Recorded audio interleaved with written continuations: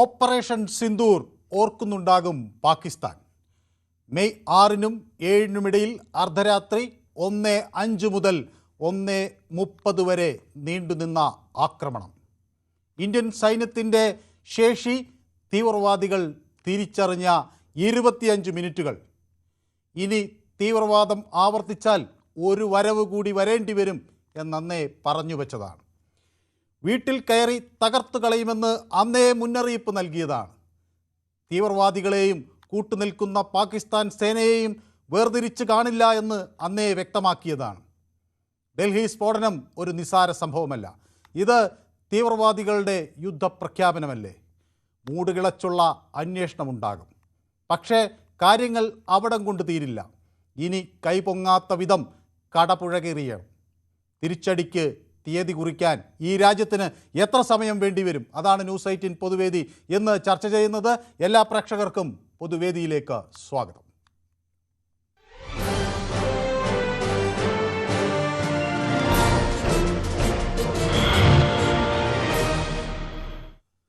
ഇപ്പോൾ കഴിഞ്ഞ ദിവസം പിടിയിലായ ഷാഹിൻ ഷഹീദ് എന്ന വനിതാ ഡോക്ടറെ സംബന്ധിച്ചുള്ള കൂടുതൽ വിവരങ്ങൾ ഇപ്പോൾ പുറത്തു വരികയാണ്. അവർ ഒരു ഹെൽത്ത് ഡിപ്പാർട്ട്മെൻറ്റിലെ റിട്ടയറായ ഒരു ഉദ്യോഗസ്ഥൻ്റെ മകളാണ്. ഡോക്ടറാകണമെന്ന പ്രതീക്ഷയോടെ കുടുംബം വളർത്തിയതാണ്. അവിടെ നിന്നാണ് ഈ തെറ്റായ പാതയിലേക്ക് തിരികെയും ഡോക്ടർമാരുടെ ഈ ടെറർ മോഡ്യൂളിൽ അംഗമാകുകയും ചെയ്തത്. 43-കാരിയായ ഡോക്ടറാണ്. കാൺപൂരിൽ സേവനമനുഷ്ഠിച്ചിട്ടുണ്ട്. അതുപോലെ തന്നെ ഈ ഫരീദാബാദ് തീവ്രവാദ സംഘത്തിൻ്റെ ഭാഗമാക്കാണ്. AK അസോൾട്ട് റൈഫിളുകൾ അവരിൽ നിന്ന് പിടിച്ചെടുത്തിരുന്നു. അപ്പോൾ ഇത്തരത്തിലുള്ള വിവിധ വിവരങ്ങൾ ഇപ്പോൾ പുറത്തു വന്നുകൊണ്ടിരിക്കുകയാണ്. അതോടൊപ്പം തന്നെ അവിടെ അല്പസമയത്തിനകം ഈ കേന്ദ്ര ക്യാബിനറ്റ് ചേരും. അടിയന്തരമായ ഈ വിഷയത്തിൽ തീരുമാനങ്ങൾ എടുക്കുമ്പോൾ ധാരാളം പ്രേക്ഷകർ എന്നോടൊപ്പം ചേരുന്നു. വളരെ ചുരുങ്ങിയ വാക്കുകളിൽ ഉണ്ണികൃഷ്ണൻ പോത്തങ്കോട്. ചുരുങ്ങിയ വാക്കുകളിൽ. ഈ ആക്രമണത്തിൽ നമസ്കാരമുണ്ട്. ഈ ആക്രമണത്തിൽ പങ്കെടുക്കാൻ വേണ്ടി തയ്യാറെടുത്തിരുന്നതും വലിയ ഉന്നതമായിട്ടുള്ള വിദ്യാഭ്യാസമുള്ള ഡോക്ടർമാരാണ്. ഇവരെയൊക്കെ മറ്റുള്ള ഈ വർഗത്തിൽപ്പെട്ട ആൾക്കാരൊക്കെ എങ്ങനെ ചെന്ന് ഇരുന്നു കൊടുക്കും? എത്ര എണ്ണത്തിനെ കൊന്നുകാണ് ഇവർ ചികിത്സിച്ച്? വ്യക്തമാണ്. അപ്പോൾ നമുക്ക് സമയം ഇന്ന് വളരെ കുറവായത് കൊണ്ടാണ്. അപ്പോൾ എന്നോടൊപ്പം ഷിജു ചേർന്നിട്ടുണ്ട്. Hope you will read my comments എന്ന് പറയുന്നുണ്ട്. യെസ്, കമന്റ്സ് ഞാൻ വായിക്കുന്നുണ്ട്. ഓക്കെ, ദിവാകരൻ തലശ്ശേരിയിൽ നിന്ന് ചുരുങ്ങിയ വാക്കുകളിൽ. ദിവാകരൻ. വേറിറക്കണ ഇന്ത്യയിലെ ഡോക്ടർമാരിലെ പഠിച്ച് എത്രയാളെ കൊന്നിട്ടുണ്ട്. നമ്മളാട് 7 ഡോക്ടർമാരുണ്ട്. ഇതെന്ത് കന്നുകാലികൾ മനുഷ്യന്റെ കൂട്ട് പറ്റുക സാറേ? കന്നുകാലിയല്ല, മൃഗങ്ങൾ. നരേന്ദ്രമോദി ഇപ്പോൾ ട്വീറ്റ് ചെയ്യുന്നു, went to LNJP hospital and met those injureds during the blast in Delhi, praying for everyone quick recovery എന്ന് നരേന്ദ്രമോദി ട്വിറ്ററിൽ വ്യക്തമാക്കുന്നു. പ്രവീണ, നമുക്ക് അതിൻ്റെ ദൃശ്യങ്ങൾ അവിടെ നിന്ന് കിട്ടുമെങ്കിൽ അത് എത്രയും പെട്ടെന്ന് പ്രേക്ഷകരിലേക്ക് എത്തിക്കാനുള്ള ശ്രമം നടത്താം. അതോടൊപ്പം തന്നെ നരേന്ദ്രമോദി അവിടെ LNJP ആശുപത്രിയിലെ ആളുകൾക്കൊപ്പം അവിടെ പരിക്കേറ്റവരെ കാണുകയും അവർക്കൊപ്പം സമയം ചിലവഴിക്കുകയും അവരിൽ നിന്ന് കാര്യങ്ങൾ വിശദീകരിച്ച് ചോദിച്ച് മനസ്സിലാക്കുകയും ചെയ്തിരിക്കുന്നു. അതോടൊപ്പം ഇത്തരത്തിലുള്ള നടപടികൾക്കെതിരെയുള്ള കടുത്ത നീക്കമുണ്ടാകും എന്ന വിവരങ്ങൾ കൂടി പുറത്തു വരുന്നു. ആസാം പോലീസ് 5 പേരെ അറസ്റ്റ് ചെയ്തിരിക്കുന്നു. 5 പേരുടെ പേര് വിവരങ്ങൾ പുറത്തു വന്നിട്ടുണ്ട്. മത്തീർ റഹ്മാൻ, ഹസൻ അലി മണ്ഡൽ, അബ്ദുൾ ലത്തീഫ്, അതുപോലെ വാജുൽ കമൽ, നൂർ അമീൻ അഹമ്മദ്, ഈ തുടങ്ങിയ 5 പേരെയാണ് അറസ്റ്റ് ചെയ്തിരിക്കുന്നതെന്ന് അവിടെ ഹിമന്ത ബിശ്വ ശർമ്മ, ആസാമിൻ്റെ മുഖ്യമന്ത്രി തന്നെ വ്യക്തമാക്കുകയാണ്. ഡൽഹി സ്ഫോടനവുമായി ബന്ധപ്പെട്ടാണ് ഈ ആസാം പോലീസ് ഈ ആളുകളെ അറസ്റ്റ് ചെയ്തിരിക്കുന്നത്. അപ്പോൾ ഹിമന്ത ബിശ്വ ശർമ്മയുടെ ഈ അറസ്റ്റ് അല്ലെങ്കിൽ അദ്ദേഹത്തിൻ്റെ ഈ സ്റ്റേറ്റ്മെൻറ്റ് വ്യക്തമാക്കുന്നത് ഇത് രാജ്യവ്യാപകമായി ഇതിൽ സംബന്ധിച്ചുള്ള ചില ഗൂഢാലോചനകൾ നടന്നിട്ടുണ്ട് എന്ന് തന്നെയാണ്. ഇവർക്ക് ഡൽഹി ബ്ലാസ്റ്റിനെക്കുറിച്ച് അതിനെക്കുറിച്ച് അവർ വളരെ തെറ്റായ രീതിയിലുള്ള സന്ദേശങ്ങൾ അവിടെ പ്രചരിപ്പിക്കുന്നു. Spreading offensive and inflammatory contents online എന്നാണ് പറയുന്നത്. അപ്പോൾ ഇതിന് കൂട്ടായി ഒരുപാട് ആളുകൾ ഉണ്ട് എന്നതാണ് ഇതിൽ നിന്ന് വ്യക്തമാക്കുന്നത്. ശിവദാസൻ എന്നോടൊപ്പം ചേരുന്നു ബാലരാംപുരത്ത്. ശിവദാസൻ, വളരെ ചുരുങ്ങിയ വാക്കുകളിൽ. സാറേ, ദിവസം കുറിക്കും, ഇതോടുകൂടി പാകിസ്ഥാൻ അന്ത്യമായിരിക്കും, ഇതോടുകൂടി പാകിസ്ഥാനെ ഒതുക്കിയിരിക്കും, സംശയമൊന്നും വേണ്ട സാറേ. ലാസ്റ്റ് വാർണിംഗ് അവർ കൊടുക്കുക, ഇത് ദിവസം കുറിക്കും. പ്രധാനമന്ത്രിയും അമിത്ഷയും കൂടി ആലോചിച്ച് ഒരു ദിവസം കുറിക്കും, അവരെ ഒതുക്കിയിരിക്കും, ഇതോടുകൂടി തീർക്കും സാറേ. ഓക്കെ, വ്യക്തമാണ് താങ്കളുടെ അഭിപ്രായം. യെസ്, അപ്പോൾ അടുത്ത പ്രേക്ഷകൻ എന്നോടൊപ്പം വരുന്നത് ബാലകൃഷ്ണൻ വടകര. ശ്രീ ബാലകൃഷ്ണൻ വടകര. യെസ് യെസ്, ഇത് നേരത്തെ തന്നെ പറഞ്ഞതാണ്, ഇതുപോലെ ഉള്ള തീവ്രവാദി ആക്രമണങ്ങൾ ഇനിയുണ്ടായാൽ അത് യുദ്ധപ്രഖ്യാപനമായി ഈ രാജ്യം കാണുമെന്നും അതിൻ്റെ മറുപടി കനത്തതായിരിക്കുമെന്നും നമ്മൾ ഓർമ്മിപ്പിച്ചിട്ടുള്ളതാണ്. ആ ഓർമ്മകൾ അല്ലെങ്കിൽ ആ വാക്കുകൾ എത്ര പെട്ടെന്ന് പ്രായോഗികമാകുമെന്നാണ് ബാലകൃഷ്ണൻ വടകര കരുതുന്നത്? ആ വാക്ക് പറഞ്ഞത് നരേന്ദ്രമോദിയല്ലേ സർ? പിന്നെ ഇന്ത്യയിലെ ജനങ്ങൾ ഒട്ടും ഭയപ്പെടേണ്ട, ഇച്ഛാശക്തിയുള്ള ധീരതയുള്ള ഗവൺമെന്റ് ആണ്. ജനങ്ങൾ പൂർവാധികം പിന്തുണ കൊടുക്കുക, അത്ര മാത്രമേ പബ്ലിക് ചെയ്യേണ്ടതുള്ളൂ. ബാക്കി കാര്യങ്ങൾ ഇച്ഛാശക്തിയോടെ ഈ ഭീകരന്മാരെ തുരത്തും, അതിന് യാതൊരു സംശയവും വേണ്ട. ഏത് അമേരിക്ക പിന്തുണ പിൻവലിച്ചാലും ഇവിടെ പുല്ല് വില കൽപ്പിക്കില്ല. അതിന് ഇച്ഛാശക്തിയുള്ള സർക്കാരാണ്. വ്യക്തമാണ്. ഏതായാലും ഡൽഹിയിലെത്തിയ പ്രധാനമന്ത്രി നേരെ ചെന്നത്, ഡൽഹിയിൽ ഭൂട്ടാനിൽ നിന്നെത്തിയ പ്രധാനമന്ത്രി നേരെ ചെന്നത് LNJP ആശുപത്രിയിലാണ്. യെസ്, അതിൻ്റെ ദൃശ്യങ്ങളാണ് നമുക്ക് കാണുന്നത്. അപ്പോൾ ഡൽഹിയിൽ നിന്ന് നേരെ എത്തുന്നത് LNJP ആശുപത്രിയിൽ. അവിടെ ചെന്ന് അവിടെയുള്ള ആളുകളുമായി സംവദിക്കുന്നു, അവരിൽ നിന്ന് കാര്യങ്ങൾ വിശദമായി ചോദിച്ച് മനസ്സിലാക്കുന്നു. ഈ ക്യാബിനറ്റ് യോഗത്തിന് ഇന്ന് വൈകുന്നേരം 5:30 ചേരുമ്പോൾ പ്രധാനമന്ത്രി ഇതിൽ കൃത്യമായ ഒരു ധാരണയോടുകൂടിയായിരിക്കും അവിടെ എത്തുക എന്ന കാര്യത്തിൽ സംശയമില്ല. ഓരോ വ്യക്തിയിൽ നിന്നും വളരെ കൃത്യമായി അദ്ദേഹം കാര്യങ്ങൾ ചോദിച്ച് മനസ്സിലാക്കിയിരിക്കുന്നു. അദ്ദേഹം അത് പോസ്റ്റ് ചെയ്യുകയും ചെയ്തിട്ടുണ്ട്. താൻ ഇങ്ങനെ ഓരോ വ്യക്തിയെയും കാണുകയും പരിക്കേറ്റ ആളുകൾക്കൊപ്പം നിൽക്കുകയും അവരിൽ നിന്ന് കാര്യങ്ങൾ വളരെ വിശദമായി മനസ്സിലാക്കുകയും ചെയ്തിട്ടുണ്ട് എന്ന് അദ്ദേഹം വ്യക്തമാക്കുന്നു. JNK പോലീസ് ഫരീദാബാദിൽ ചില നടപടികളുമായി മുന്നോട്ട് പോകുന്നു. JNK പോലീസ് അവിടെ ഒരു പണ്ഡിതനെ അറസ്റ്റ് ചെയ്തിരിക്കുന്നു. മെവാത്ത് എന്ന പ്രദേശത്ത് നിന്നാണ് അറസ്റ്റ് ചെയ്തിരിക്കുന്നത്. വൈറ്റ് കോളർ ടെററുമായി ബന്ധപ്പെട്ട് ഈ നടന്ന ഈ ആക്രമണത്തിൻ്റെ ഭാഗമായുള്ള ആളാണെന്ന തരത്തിലാണ് ഈ മൗലവി ഹഫീസ് മുഹമ്മദിനെ അറസ്റ്റ് ചെയ്തിരിക്കുന്നത്. ഇദ്ദേഹം ഒരു ഇമാമാണ്. അപ്പോൾ ഇയാളെ ശ്രീനഗറിലേക്ക് കൊണ്ടുവരികയും അവിടുന്ന് പരിശോധിക്കുകയും ചെയ്യുമെന്നാണ് പറയുന്നത്. ഏതായാലും സന്തോഷ് എന്നോടൊപ്പം ചേരുന്നു വെള്ളരിക്കുണ്ടിൽ നിന്ന്. സന്തോഷ്, പ്രധാനമന്ത്രി മടങ്ങിയെത്തിയിരിക്കുന്നു. ഈ ഘട്ടത്തിൽ ഈ രാജ്യം എന്താണ് പ്രതീക്ഷിക്കുന്നത്? യെസ്, വളരെ വേഗത്തിൽ, നമുക്ക് സമയം വളരെ കുറവാണ്. ഈ കുറ്റവാളികൾക്ക് എത്രയും പെട്ടെന്ന് തക്കതായ ശിക്ഷ കൊടുക്കണം. അത് ചെറിയ തോതിലല്ല, വധശിക്ഷ നൽകണമെന്നാണ് എനിക്ക് പറയാനുള്ളത്. ഇന്ത്യയിലെ ഓരോ പൗരനും ഇത് ആഗ്രഹിക്കുന്നുണ്ട്. ഇനിയും കൈ കെട്ടിയിരുന്നാൽ നമ്മൾ അപകടത്തിൽപ്പെടും എന്നാണ് എനിക്ക് പറയാനുള്ളത്. യെസ്, വ്യക്തമാണ് താങ്കളുടെ അഭിപ്രായം. ശക്തമായ തിരിച്ചടി നൽകണം, അത് പ്രധാനമന്ത്രി ചെയ്യും എന്ന് സദാശിവൻ നായർ എനിക്ക് മെസ്സേജ് അയക്കുന്നു. സുനിൽ കുമാർ എന്നോടൊപ്പം ചേർന്നിരിക്കുന്നു. ബാബു P പറയുന്നത് ഈ ആക്രമണം കൂടി വരുന്നൊരു സാഹചര്യമുണ്ട് എന്നാണ്. അപ്പോൾ അതുകൊണ്ട് കൃത്യമായ മറുപടി വേണം എന്ന കാര്യത്തിൽ തർക്കമില്ല. ഓക്കെ, അപ്പോൾ സുനിൽ കുമാറുണ്ട്. കിഷോർ കോന്നി എന്നോടൊപ്പം ചേരുന്നു. ഹായ് മനു എന്ന് പറയുന്നുണ്ട്. ഇന്ത്യ ഇത്തവണ അടിക്കാൻ പോകുന്നത് ബംഗ്ലാദേശിനെ കൂടിയാണ് എന്ന് ചില കമൻറ്റുകൾ വരുന്നുണ്ട്. ഓക്കെ, ജയകുമാർ, ഞാൻ പലരും പേര് വിട്ടുപോകുന്നുണ്ട്. ഏതായാലും ആരെങ്കിലും വിട്ടുപോകുന്നുണ്ടെങ്കിൽ ഞാൻ അതിലേക്കൊക്കെ വരാം. ശ്രീ പ്രസന്നൻ മാളയിൽ നിന്ന് എനിക്കൊപ്പം ചേരുന്നു. ശ്രീ പ്രസന്നൻ, പ്രധാനമന്ത്രി എത്തിക്കഴിഞ്ഞു. അദ്ദേഹം ആശുപത്രിയിലെത്തി, ആളുകളുമായി സംവദിച്ചു, ഉദ്യോഗസ്ഥരെ കണ്ടു. ആശുപത്രിയിലെ ആളുകളുടെ സുരക്ഷ, അല്ലെങ്കിൽ അവിടെ പരിക്കേറ്റ് ചികിത്സയിൽ കഴിയുന്നവരുടെ സുരക്ഷ, അവർ പെട്ടെന്ന് അവരെ സുഖം പ്രാപിക്കാനുള്ള നടപടികൾ ഉണ്ട് എന്ന് പ്രധാനമന്ത്രി നേരിട്ട് ചെന്ന് ഉറപ്പാക്കുന്നു. അതോടൊപ്പം തന്നെ മറ്റു കാര്യങ്ങളും അദ്ദേഹം തിരിച്ചറിയുന്നു. അപ്പോൾ ഈ ചിത്രങ്ങൾ, ഈ ദൃശ്യങ്ങൾ നൽകുന്ന സൂചന എന്താണ്? ഇത് നിസാരവൽക്കരിച്ച് രാജ്യം വിടും എന്ന് കരുതുന്നുണ്ടോ പ്രധാനമന്ത്രി നേരിട്ടെത്തുമ്പോൾ?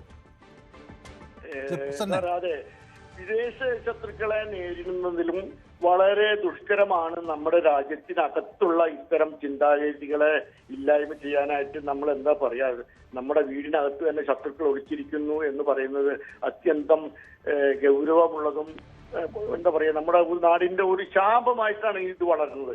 ഇത് വളർന്നു വരുന്നതല്ലാതെ ഇത് പിറകോട്ട് പോകണില്ല. അപ്പൊ അതിന്റെ രീതിയിൽ നമ്മൾ ഇത്തരം ശക്തികളെ നേരിടേണ്ടത് തന്നെയുണ്ട്.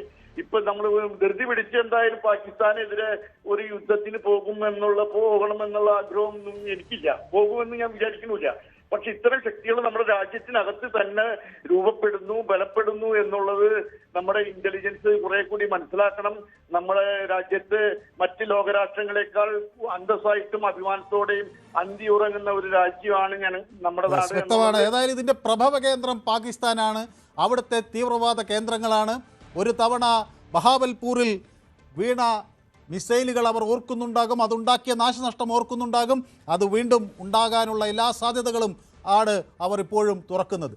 KG കുമാർ കൊട്ടാരക്കരയിൽ നിന്ന് എന്നോടൊപ്പം ചേരുന്നു. ശ്രീ കുമാർ, ഇത് രാജ്യത്തുടനീളം തെരച്ചിലുകൾ, രാജ്യത്തുടനീളം പരിശോധനകൾ നടക്കുന്നു. അപ്പോൾ ഇതുപോലൊരു ക്രൂരകൃത്യം ചെയ്തിട്ട് ആസാമിലെയൊക്കെ ചില ആളുകൾ അതിനെ പ്രോത്സാഹിപ്പിച്ചുകൊണ്ടൊക്കെയുള്ള സമൂഹ മാധ്യമങ്ങളിൽ കുറിക്കുന്ന ചിത്രങ്ങൾ വരുന്നു. അവിടെയെല്ലാം സർക്കാർ കർശന നടപടികളിലേക്ക് നീങ്ങുന്നു എന്ന വിവരങ്ങൾ വരുന്നു.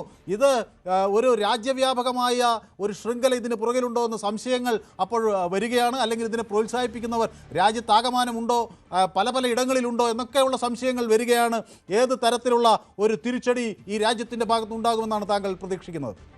തീർച്ചയായും ഇച്ഛാശക്തിയും ആജ്ഞാശക്തിയും ഉള്ള ഒരു ഭരണാധികാരി ഈ രാജ്യത്ത് ഉണ്ട്. അതുകൊണ്ട് മോഡിയുടെ ആവനാഴിയിൽ അർത്ഥം എടുക്കുമ്പോൾ 10 തൊടുക്കുമ്പോൾ 100 തറയ്ക്കുമ്പോൾ 1000 എന്ന് പറഞ്ഞ അതേ കണക്കിൽ പതിക്കും. അത് മുൻകാലങ്ങളിലെ പോലെ ആയിരിക്കില്ല. അത് ഏത് തരത്തിലാണ് എങ്ങനെയാണ് എന്നുള്ളത് കാര്യം പാകിസ്ഥാൻ എത്ര പറഞ്ഞാലും അവർക്ക് ഒരു മാറ്റവും വരത്തില്ല. കാര്യം അവരെ ഇങ്ങനെ തീറ്റിപ്പോറ്റിക്കൊണ്ടേയിരിക്കും. അപ്പൊ എന്ന് പറഞ്ഞു കഴിഞ്ഞാല് ഇതുവരെ ചെയ്ത പോലെ ആയിരിക്കില്ല ഇനിയുള്ളത്.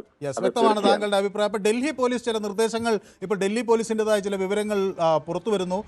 അതായത് എല്ലാ പോലീസ് സ്റ്റേഷനുകൾക്കും അവിടുത്തെ എല്ലാ പോലീസ് പോസ്റ്റുകൾക്കും ബോർഡർ ചെക്ക് പോയിന്റുകളിലും ഒക്കെ ഇപ്പോൾ ഹൈ അലർട്ട് ഡൽഹി പോലീസ് നൽകിയിരിക്കുന്നു. മാത്രവുമല്ല അവിടെ സെർച്ച് ഓപ്പറേഷൻസ് നടത്തണം എന്നാവശ്യപ്പെടുന്നു. ഒരു ഫോർഡ് എക്കോ സ്പോർട്ട് കാർ പരിശോധിക്കാൻ അതിനുവേണ്ടിയുള്ള അത് കണ്ടെത്താനുള്ള ശ്രമം നടക്കുന്നു. അതായത് ഈ ഹണ്ടേ i20 കാർ ഉപയോഗിച്ച സംഘം ഒരു red colour Ford EcoSport car ഉപയോഗിച്ചിരുന്നു എന്ന വിവരങ്ങൾ കൂടി പുറത്തു വരികയാണ്. അവരെ കണ്ടെത്താനുള്ള ശ്രമം ആണ് നടക്കുന്നത്. അപ്പോൾ 2 കാറുകൾ ഇതിലുണ്ട് എന്ന് പറയുന്നു. അപ്പോൾ അതിനായി ഡൽഹി പോലീസിൻ്റെ 5 അംഗ സംഘം തിരിഞ്ഞതിനു വേണ്ടിയുള്ള ശ്രമം നടത്തുകയാണ്. ഉത്തർപ്രദേശ്, ഹരിയാന തുടങ്ങിയ സംസ്ഥാനങ്ങളെ ഡൽഹി പോലീസ് ഈ വിവരം അറിയിക്കുന്നു. അതിൻ്റെ വാർത്താക്കുറിപ്പുമാണ് പുറത്തു വരുന്നത്. അപ്പോൾ ഹണ്ടേ i20 കാറിനൊപ്പം ഒരു ചുവന്ന ഫോർഡ് എക്കോ സ്പോർട്സ് കാർ കൂടി ഈ പ്രവർത്തനത്തിൻ്റെ ഭാഗമാക്കാണ് എന്ന വിവരങ്ങൾ ലഭിച്ചിരിക്കുന്നു. അപ്പോൾ സ്വാഭാവികമായും ഇതിൻ്റെ അന്വേഷണം പല തലങ്ങളിലേക്ക് നീങ്ങുന്നു. എല്ലാ ഗൂഢാലോചനക്കാരെയും നിയമത്തിന് മുന്നിൽ കൊണ്ടുവരും എന്ന് പ്രധാനമന്ത്രി പ്രതികരിക്കുന്നു. Went to LNG hospital, met those injured during the blast in Delhi, praying for everyone's quick recovery. Those behind the conspiracy will be brought to justice എന്ന് പ്രധാനമന്ത്രിയുടെ ട്വീറ്റ്. ഈ ഗൂഢാലോചനയ്ക്ക് പുറകിലുള്ളവരെ നിയമത്തിന് മുന്നിൽ കൊണ്ടുവരിക തന്നെ ചെയ്യും എന്ന് തറപ്പിച്ച് പറയുന്ന ട്വീറ്റ്. വിനു സദാശിവൻ എന്നോടൊപ്പം ചേരുന്നത് വർക്കലയിൽ നിന്ന്. വിനു, സാറേ, ഇത് നമ്മളിപ്പോ പറയാനാണെങ്കിൽ ഇത് നരേന്ദ്ര ഭാരതമാണ്. ഈ ഭാരതത്തില് പണ്ട് മുംബൈ ഭീകരാക്രമണം നടത്തിയപ്പോഴത്തേക്ക് ഊമയാട്ടിരുന്ന ഒരു ഗവൺമെന്റ് അല്ല ഇതെന്ന് പറയുന്നത്. ഭാരതത്തിലെ ഓരോ പൗരനും അതിന്റെ സ്വത്തിനും ജീവനും വില നൽകുന്ന ഒരു ഗവൺമെന്റാണ്. അതും പറഞ്ഞാ ചെയ്തിരിക്കും. അതാണ് ഈ ഭാരതത്തിലെ ഇപ്പോഴത്തെ രീതി. അത് കാരണം എന്ന് പറയുന്നത് കഴിഞ്ഞ പഹൽഗാം ഭീകരാക്രമണത്തിന് ശേഷം നടന്ന നമ്മളെ ഓപ്പറേഷൻ സിന്ദൂറിൽ അത് നിർത്തിവെക്കുന്ന സമയത്ത് നമ്മൾ സൈനിക നമ്മളെ സൈന്യത്തിന്റെ ഉയർന്ന ഉദ്യോഗസ്ഥർ അവര് പറഞ്ഞൊരു വാക്കുണ്ട്. അവർ പറഞ്ഞത് ഇനി വരുന്ന ഓരോ ചെറിയ പ്രകോപനവും യുദ്ധമായിട്ട് തന്നെ നമ്മൾ കണക്ക് കൂട്ടും. അതിനി ആര് ചെയ്താലും ഭാരതത്തിലെ പൗരന്മാരാ ഇപ്പൊ 10 പേര് മരണപ്പെട്ടു എന്ന് പറയുന്നത് 10 പേരെന്ന് പറഞ്ഞാൽ ഭാരതത്തിന് അതിന്റെ ജാതിയോ മതമോ അല്ല, അത് ഭാരതീയരാണ്. ആ ഭാരതീയരെ ആരാണ് വകവരുത്തിയത് അവരെ നിയമത്തിന് മുന്നിൽ കൊണ്ടുവരിക മാത്രമല്ല അതിന്റെ വേര് എവിടെയാണ് അത് കണ്ടുപിടിക്കുക തന്നെ ചെയ്യും. കാരണം ഭാരതത്തിന്റെ പുതിയ രീതി അതാണ്. മൂന്നാമത്തെ വ്യക്തമാണ്. അപ്പോൾ നമുക്ക് എനിക്ക് പ്രേക്ഷകരുള്ളതുകൊണ്ട് കുറേ വിവരങ്ങളും കൂടി പുറത്തു വരുന്നുണ്ട്. അപ്പോൾ നേരത്തെ പിടിയിലായ ഈ ഷഹീൻ ഷെയ്ദിൻ്റെ സഹോദരൻ, അതായത് മൂത്ത സഹോദരൻ ചില കാര്യങ്ങൾ പുറത്തു വിട്ടിട്ടുണ്ട്. അയാൾ പറയുന്നത് ഇത് ഇങ്ങനെ ഈ സ്ത്രീ ഇതിൻ്റെ ഭാഗമാകും എന്ന്, ഇത്തരം ഒരു പരിപാടിയുടെ ഭാഗമാകുമെന്ന് ആ കുടുംബം പ്രതീക്ഷിക്കുന്നു പോലുമില്ല. അപ്പോൾ ഒരു രാജ്യത്തെ അസ്ഥിരപ്പെടുത്തിയ ഈ സ്ത്രീ, അല്ലെങ്കിൽ ഒരു രാജ്യത്തിനെതിരെ ഇതുപോലുള്ള ഹീനമായ പ്രവൃത്തിക്ക് ഏർപ്പെട്ട ഈ സ്ത്രീ ആ കുടുംബാംഗങ്ങളെ കൂടി നാണിപ്പിക്കുന്ന ഒരു പ്രവൃത്തിയാണ് ചെയ്തതെന്ന് അവർ ഓർത്തില്ല എന്നതാണ് ഇതിൽ നിന്ന് വ്യക്തമാകുന്നത്. അതോടൊപ്പം തന്നെ ഈ മുഹമ്മദ് ഷൊഹൈബ് എന്ന ഈ വ്യക്തി, ഈ ഷഹീൻ്റെ സഹോദരനാണ്, പോലീസിനോടും ആൻറ്റി ടെററിസ്റ്റ് സ്ക്വാഡിനോടും പറയുന്നത് ഇതിനെ സംബന്ധിച്ചുള്ള വിവരങ്ങൾ നൽകുന്നു. മാത്രമല്ല അവിടെ എത്തിയ ആ ഉദ്യോഗസ്ഥർ തങ്ങളോട് വളരെ മാന്യമായി തന്നെയാണ് പെരുമാറിയത് എന്നുകൂടി സമ്മതിക്കുകയാണ്. അപ്പോൾ വീട് പരിശോധിച്ചു, എല്ലാം ചില ചോദ്യങ്ങൾ ചോദിച്ചു, അതിന് കൃത്യമായി മറുപടി പറഞ്ഞു. ഞങ്ങളോട് മോശമായ രീതിയിൽ ഒന്നും പറഞ്ഞില്ല, വളരെ കൃത്യമായ രീതിയിൽ തന്നെ അന്വേഷണം നടത്തി. അപ്പോൾ ആ കുടുംബം അന്വേഷണത്തോട് സഹകരിക്കാൻ തയ്യാറാകുന്നു എന്നാണ് ഇപ്പോൾ അതിൽ നിന്ന് വ്യക്തമാകുന്നത്. അപ്പോൾ ആ കുടുംബത്തെ അപമാനിക്കുന്ന തരത്തിലുള്ള ഒരു പ്രവർത്തനമാണ് ആ വ്യക്തി ചെയ്തിരിക്കുന്നത് എന്നുള്ള വിവരങ്ങൾ കൂടി ആണ് പുറത്തു വരുന്നത്. അപ്പോൾ എന്നോടൊപ്പം മുഹമ്മദ് മഞ്ചേരിയിൽ നിന്ന് ചേരുന്നു. ശ്രീ മുഹമ്മദ്, നമസ്കാരം സാറേ. നമസ്കാരം. പ്രധാനമന്ത്രി എത്തിക്കഴിഞ്ഞു. ഇനി നിർണായകമായ നിമിഷങ്ങളിലേക്ക് നമ്മൾ കടക്കുകയാണ്. ശ്രീ മുഹമ്മദ് എന്ത് ധരിക്കുന്നു? കേന്ദ്ര ക്യാബിനറ്റ് യോഗം തീർന്നിട്ട് എല്ലാ സൈനിക വിഭാഗത്തിനെയും വിളിച്ചിട്ട് ഇപ്പോൾ തന്നെ നടത്തണം. അതിന് മണിക്കൂറും വേറുള്ളൊന്നും നോക്കണ്ട. വ്യക്തമാണ് താങ്കളുടെ അഭിപ്രായം. ഏതായാലും അപ്പോൾ 5 പേര് ആസാമിൽ നിന്ന് അറസ്റ്റ് ചെയ്തിരിക്കുന്നത് നേരത്തെ ഹിമന്ത ബിശ്വ ശർമ്മ ട്വീറ്റ് ചെയ്തിരിക്കുന്നു. അതിന് പുറകിൽ അത് സംബന്ധിച്ച കൂടുതൽ വിവരങ്ങൾ വരികയും ചെയ്യുന്നു. അപ്പോൾ ആസാം പോലീസാണ് ഇത് സംബന്ധിച്ചുള്ള പരിശോധനകൾ അവിടെ നടത്തുന്നത്. ഇതിൽ ഒരു സുപ്രധാന കാര്യം ആസാം പോലീസിൻ്റെ ഭാഗത്ത് നടക്കുന്നത്, ഈ തീവ്രവാദ പ്രവർത്തനത്തെ പ്രശംസിക്കുന്ന അല്ലെങ്കിൽ ഇത്തരം ക്രൂരകത്തെ മനുഷ്യരെ കൊന്നൊടുക്കുന്ന ഈ രീതിയെ പ്രശംസിക്കുന്ന എല്ലാ ഫേസ്ബുക്ക് പോസ്റ്റുകളിലും അവർ പരിശോധന നടത്തുന്നു. ഇതിൽ ഒരു റിട്ടയർഡ് പ്രിൻസിപ്പളിനെ കഴിഞ്ഞ ദിവസം പിടിയിൽ ആയി എന്ന് ആസാമിൽ നിന്ന് വ്യക്തമാകുന്നു. ചച്ചാർ ജില്ലയിൽ നിന്നുള്ള ഒരു പ്രിൻസിപ്പാളാണ്. ഈ സമൂഹ മാധ്യമങ്ങളിൽ ഇത് രാഷ്ട്രീയം കളിക്കാനുള്ള ഒരു അവസരമായി ഇദ്ദേഹം ഉപയോഗിച്ചിരിക്കുന്നു, ഈ പ്രിൻസിപ്പൾ എന്നതാണ് ഈ വിവരങ്ങളായി പുറത്തു വരുന്നത്. ഏതായാലും അജയ്കുമാർ എന്നോടൊപ്പം ചേരുന്നു ചങ്ങനാശ്ശേരിയിൽ നിന്ന്. അജയ്കുമാർ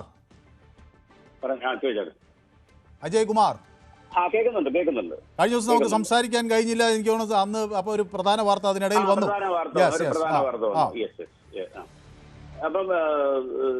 പ്രധാനമന്ത്രി മടങ്ങിയെത്തിയിരിക്കുന്നു, ആശുപത്രിയിലെത്തി അദ്ദേഹം ആളുകളെ കണ്ടു. ഇനി നടപടി എന്താകും? ശ്രീ മനു, ഇപ്പൊ നമ്മുടെ പുൽവാമയിൽ ആക്രമണം ഉണ്ടായി, പഹൽഗാമിലുണ്ടായി, പണ്ട് ബോംബെയിൽ ആക്രമണം വന്നു, പഞ്ചാബിലെ നമ്മുടെ മിലിറ്ററി ഇൻസ്റ്റലേഷനിൽ ആക്രമണം നടത്തി. ഇതൊക്കെ പാകിസ്ഥാൻ നേരിട്ട് നടത്തിയതാണ്. പക്ഷെ ഇന്നലെ നടന്നിരിക്കുന്നത് പാകിസ്ഥാൻ നേരിട്ട് നടത്തിയതായിട്ട് ഇന്ന് വരെ ഒരു തെളിവുകളും അല്ലെങ്കിൽ ഒരു വാർത്ത പോലും വെളിയിൽ വന്നിട്ടില്ല. ഇത് ഇന്ത്യക്കകത്തിലുള്ള വൈറ്റ് കോളർ ടെററിസമാണിത്. അല്ല, പക്ഷേ ഇതിന്റെ ആ പ്രഭാവ കേന്ദ്രം എവിടെയാണ്? ബഹാവൽപൂർ അല്ലേ? അവിടെ ഉള്ള ഈ മസൂദ് അസറിന്റെ സഹോദരി തുടങ്ങിയ സംഘമല്ലേ ഈ വനിതാ തീവ്രവാദികളെ? ഞാൻ അതിലേക്കാണ് വരുന്നത്. നമ്മൾ ഈ സെയിം ടൈമിൽ പഞ്ചാബിൽ ഉണ്ടായിരുന്ന സിഖ് ഖാലിസ്ഥാൻ തീവ്രവാദികളെ 80 തൊട്ട് 95 വരെ 8,000-ഓളം തീവ്രവാദികളെ ഇന്ത്യ എലിമിനേറ്റ് ചെയ്തു. അതിനുശേഷമാണ് ഖാലിസ്ഥാൻ തീവ്രവാദം നിന്നുപോയത്.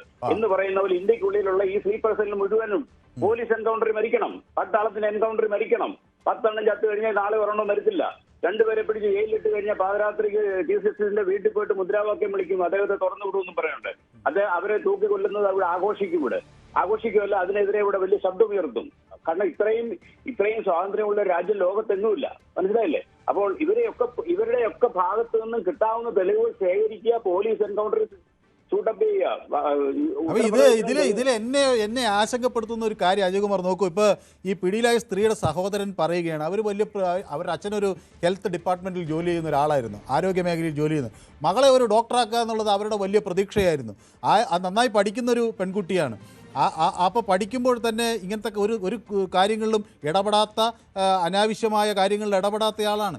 ഇങ്ങനെ ഒരാളെ പറഞ്ഞ് തിരിച്ച് ഇവിടുത്തെ ഈ തീവ്രവാദ പ്രവർത്തനത്തിന് കൊണ്ടുപോകുക എന്ന് പറഞ്ഞാൽ അത് എത്ര വലിയ ഗുരുതരമായ ഒരു തെറ്റാണ് ഒരു സാധാരണ സ്ത്രീയെ. ഗുരുതരമായ തെറ്റാണ്. ഇവരുടെ ബേസിക് സ്റ്റഡീസ് തൊട്ട് ഇതൊക്കെ തന്നെയാണ് പഠിപ്പിക്കുന്നത്. സ്വന്തം മതമല്ലാത്തവരെല്ലാം കാഫറുകളാണ്, അവർ മരണപ്പെടേണ്ടതാണെന്നും പഠിപ്പിച്ചു കൊടുക്കുന്ന നല്ലൊരു വിഭാഗമുണ്ട്. എല്ലാവരും ഒന്നല്ല, നല്ലൊരു വിഭാഗമുണ്ട്. പിന്നെ ആ അച്ഛനോട് എനിക്ക് സഹതാപമേ ഉള്ളൂ. സ്വന്തം മക്കളുടെ നമ്മുടെ കൂടെ നിൽക്കുന്നിടത്തോളം കാലം അവരുടെ ഓരോ മൂവ്മെന്റ്സും നമ്മൾക്ക് മോണിറ്റർ ചെയ്യാൻ കഴിയില്ല എന്നുണ്ടെങ്കിൽ ഈസ് എ ഫെയിൽഡ് ഫാദർ എന്ന് എനിക്ക് പറയാനുള്ളൂ. അല്ലെങ്കിൽ അദ്ദേഹത്തിന് അറിയാം അദ്ദേഹം കൈമലർത്തുകയാണ്. ഏതായാലും അദ്ദേഹത്തിനോട് എനിക്ക് സഹതാപമേ ഉള്ളൂ. പക്ഷെ വിഷയമതല്ല, ഈ വൈറ്റ് കോളർ ടെററിസത്തിന് ഇപ്പൊ UP-ൽ കണ്ടില്ലേ, ഗുണ്ടകളെ എല്ലാം പിടിച്ച് എൻകൗണ്ടർ മരിക്കുകയാണ്. ഇപ്പൊ ആന്ധ്രാപ്രദേശിലും തെലങ്കാനയിലും ഒക്കെ അത്തരം സംഭവം ഉണ്ടായിട്ടുണ്ട്. ഇതെല്ലാം പ്ലാന്റ് കില്ലിംഗ് ആണെന്ന് എല്ലാവർക്കും അറിയാം. അതുകൊണ്ട് അവിടുത്തെ ഗുണ്ടായുസം എല്ലാം തീർന്നു എന്ന് പറഞ്ഞ പോലെ ഈ വൈറ്റ് കോളറിനെ പൊക്കുന്നതിനെ എല്ലാ തെളിവുകളും എടുക്കുക, പിന്നെ പോലീസ് എൻകൗണ്ടറിൽ മരിച്ചു. ആർക്ക് പോയി? ശിക്ഷയില്ല, ജയിലിലിട്ട് 5 സ്റ്റാർ ഭക്ഷണവും കൊടുത്ത് 10-15 വർഷം വളർത്തിയിട്ട് പിന്നെ തുറന്നു വിടേണ്ട കാര്യമൊന്നുമില്ല. ഇങ്ങനൊരു 10-15 എണ്ണം വെടികൊണ്ട് ചാകാമെങ്കിൽ ഈ പിള്ളേരൊന്നും പിന്നെ പണിക്ക് വരത്തില്ല. എത്ര കണ്ട് ബ്രെയിൻ വാഷ് ചെയ്താലും ഈ പിള്ളേരൊന്നും ഈ പണിക്ക് വരത്തില്ല. യെസ്, വ്യക്തമാണ്. അപ്പോൾ അങ്ങ് സൂചിപ്പിച്ചതാണ് അതിലെ ഒരു പ്രധാന ഘടകം. ഒരു പിതാവ് മകൾ ഡോക്ടറാകണമെന്ന് ആഗ്രഹിക്കുകയും അതിലേക്ക് എത്തുകയൊക്കെ ചെയ്യുമ്പോൾ എന്തുമാത്രം അഭിമാനത്തോടു കൂടി ഇപ്പോൾ ആ രാജ്യത്തിന് മുന്നിൽ തല താണിച്ച് നാണം കെട്ട് നിൽക്കേണ്ട അവസ്ഥ ഒരു പിതാവിനുണ്ടായിരിക്കുന്നു. അത് ഈ തീവ്രവാദ പ്രവർത്തനത്തിന് ഇറങ്ങിത്തിരിച്ച ഈ സ്ത്രീ ഓർത്തില്ല. ഈ സ്ത്രീയെ ഇങ്ങോട്ട് പറഞ്ഞയച്ച ആശയം പ്രചരിപ്പിച്ച ആളുകളും ഓർത്തില്ല എന്നതാണ്. അപ്പോൾ മുഫ്തി മെഹബൂബ മുഫ്തി അവിടുന്ന് PDP ചീഫ് കശ്മീരിൽ നിന്ന് അവരുടെ പ്രതികരണങ്ങൾ വരുന്നു. I am deeply saddened by the tragic incident seeing lives lost and body scattered. It is heartbreaking എന്ന് മെഹബൂബ പറയുന്നു. ഇറ്റ് പെയിൻസ് മീ മോസ്റ്റ്, അങ്ങേയറ്റം വേദനിപ്പിക്കുന്നു എന്ന് പറയുന്നു. മാത്രമല്ല ഇതിൻ്റെ ഒരു സ്റ്റിഗ്മ മതത്തിന് മേൽ വരുന്നു എന്നതാണ് ഒരു വലിയ കാര്യമായി അവർ പറയുന്നത്. അതും കൂടി ആളുകൾ പരിശോധിക്കണം എന്ന് പറയുന്നു. If after a fair and transparent investigation it is found that some educated youth or doctors from Jammu Kashmir were involve it would be a grave tragedy for our community and the nation. ഈ മെഹബൂബ മുഫ്തിയുടെ ഈ പ്രസ്താവന ഈ രാജ്യം വളരെ ഗൗരവത്തോടെ കേൾക്കേണ്ടതാണ്. ഇനിയും ഇതുപോലെ വിദ്യാസമ്പന്നരായ ചെറുപ്പക്കാരോ ഡോക്ടർമാരോ ഇതുപോലെ കാശ്മീരിൽ ഈ സംഭവവുമായി ബന്ധപ്പെട്ട് ഉള്ളവരാണെങ്കിൽ, അല്ലെങ്കിൽ അവർക്കിടയിൽ ഇത് വ്യാപകമായി പ്രചരിപ്പിച്ചിട്ടുണ്ടെങ്കിൽ അത് ഈ രാജ്യത്തിനും അതുപോലെ തന്നെ ഈ മുസ്ലിം സമുദായത്തിനും ഒരു വലിയ ഒരു ട്രാജഡി ആയിരിക്കും എന്നാണ് അവർ പറയുന്നത്. അപ്പോൾ അതാണ് അവരുടെ പ്രതികരണം. യെസ്, രാജൻ, ശ്രീ രാജൻ എന്നോടൊപ്പം ചേരുന്നത് തിരുവല്ലയിൽ നിന്നാണ്. രാജൻ, നമസ്തേ സാർ. നമസ്കാരം. അത് ഇന്ത്യയിൽ മൊത്തം ഇതിന്റെ വേദികളുണ്ട്. അതെല്ലാം അറുത്ത് കഴിഞ്ഞിട്ട് നമുക്ക് മുന്നോട്ട് പോകണം. ആദ്യം ഇത് അറുത്ത് കഴിയുമ്പം ബംഗ്ലാദേശിലെ, ഇപ്പം നേരിട്ട് പാകിസ്ഥാനിൽ നിന്നല്ല, ബംഗ്ലാദേശിൽ നിന്നാണ്. കേരളത്തിലും ഉണ്ട്. ഇതിനെല്ലാം വേര് അറുത്ത് കഴിഞ്ഞിട്ട് നേരെ ബംഗ്ലാദേശ് വഴി പാകിസ്ഥാനിൽ ചെന്നതെല്ലാം മൊത്തം അവസാനിപ്പിക്കണം. അത് മോദി ചെയ്തുള്ളൂ. അത്രയുള്ള കഴിവുള്ള വ്യക്തിയാണ് മോദി. യെസ്, വ്യക്തമാണ്. അപ്പോൾ അജിത് കുമാർ എന്നോട് ചില ചോദ്യങ്ങൾ ചോദിക്കുന്നുണ്ട്. അത് മുമ്പത്തെ പ്രധാനമന്ത്രിയുടെ പ്രതികരണം. അജിത് കുമാർ, ഇത് രാഷ്ട്രീയം നോക്കാനുള്ള സമയമല്ല. ഇത് മനുഷ്യർ നിസ്സഹായരായി തെരുവിൽ വീണു മരിക്കുന്ന, ചിതറിപ്പോകുന്ന നിമിഷങ്ങളാണ്. ഇവിടെ ആരും ഏത് ഘട്ടത്തിലും രാഷ്ട്രീയം കളിക്കാനുള്ളൊരു സാഹചര്യമല്ല. ഇത് നമ്മൾ ഒറ്റക്കെട്ടായി നിന്ന് ആണ് നമ്മൾ ഇതിനെ നേരിടേണ്ടത്. ഇത് ഈ സ്ഫോടനം നടത്തുന്ന തീവ്രവാദികൾ ഒരു കാര്യം അവർക്ക് നേരത്തെ കൂട്ടി അവരറിയുന്നു. ഇങ്ങനെ വന്നാൽ സ്വാഭാവികമായും പ്രതിപക്ഷം ചാടി എഴുന്നേക്കും. ഇവിടെ സുരക്ഷാ സംവിധാനമില്ല, അല്ലെങ്കിൽ ഇവിടെ ആഭ്യന്തര സുരക്ഷാ വീഴ്ച എന്നൊക്കെ പറഞ്ഞ് പരസ്പരം രാഷ്ട്രീയ കലഹത്തിന് തുടക്കം കുറിക്കും എന്നൊക്കെയാണ് തീവ്രവാദികൾ ധരിക്കുന്നത്. അതിനുവേണ്ടിയാണ് ഈ സ്ഫോടനം നടത്തുന്നത്. അല്ലാതെ ആ തെരുവിലുള്ള സാധാരണക്കാരനെ മനുഷ്യൻ ഈ തീവ്രവാദിയെ എന്തു ചെയ്തു? അയാൾ ഇതുവഴി ചെയ്യാൻ ആ സാധാരണക്കാരനെ ഈ സ്ഫോടനത്തിൽ കൊല്ലുന്നതിൻ്റെ ഏക ലക്ഷ്യം ഇവിടുത്തെ ഭരണത്തെ അസ്ഥിരപ്പെടുത്തുക എന്നുള്ളതാണ്. അപ്പോൾ ആ ചതിക്കുഴിയിൽ വീഴാതിരിക്കാനുള്ള ബുദ്ധിയാണ്, സാമാന്യ യുക്തിയാണ് നമ്മൾ എടുത്ത് പ്രയോഗിക്കേണ്ടത്. ഇത്തരം തീവ്രവാദ പ്രവർത്തനങ്ങളിൽ സ്വന്തം രാജ്യത്തെ കുറ്റപ്പെടുത്തുമ്പോൾ അത് പാകിസ്ഥാനിലിരിക്കുന്ന ആളുകൾ, അവിടെ ഭരണപക്ഷമെന്നോ പ്രതിപക്ഷമെന്നോ ഇല്ല, അവിടെ ബിലാവൽ ഭൂട്ടോ പ്രതിപക്ഷത്തിരുന്നു കൊണ്ട് ഇവിടുത്തെ പ്രതിപക്ഷ നേതാവിൻ്റെയോ അല്ലെങ്കിൽ ഇവിടുത്തെ രാഷ്ട്രീയ നേതാക്കളുടെയോ പ്രതികരണങ്ങൾ എടുത്ത് അവിടെ ഉപയോഗിക്കുകയാണ്. ഇത് മനസ്സിലാക്കാനുള്ള സാമാന്യ യുക്തിയും ബുദ്ധിയും ഈ രാജ്യം ഈ സമയത്ത് കാണിക്കേണ്ടതാണ് എന്നതാണ് അതിൽ ഏറ്റവും സുപ്രധാനമായ കാര്യം. രാജേഷ് എന്നോടൊപ്പം ചേരുന്നു കണ്ണൂരിൽ നിന്ന്. രാജേഷ്, എനിക്ക് പറയാനുള്ളതെന്ന് പറഞ്ഞാൽ ഈ നോർത്ത് ഇന്ത്യയിൽ കൂടുതലും ഈ മദ്രസകൾ കേന്ദ്രീകരിച്ചിട്ട് ഒരു ഗവൺമെന്റിന്റെ ഒരു മോണിറ്ററിംഗ് സംവിധാനം വേണം. അവിടെ എന്ത് വിദ്യാഭ്യാസം കൊടുക്കും, ചെറുപ്പത്തിലെ കുട്ടികൾക്ക് എന്ത് വിദ്യാഭ്യാസം കൊടുക്കുന്നുള്ളത് അറിയണം. അവിടെ നിന്നാണ് ഈ തീവ്രവാദത്തിന്റെ ഫസ്റ്റ് സ്റ്റെപ്പ് തുടങ്ങുന്നത്, മദ്രസകളും മസ്ജിദും കേന്ദ്രീകരിച്ച്.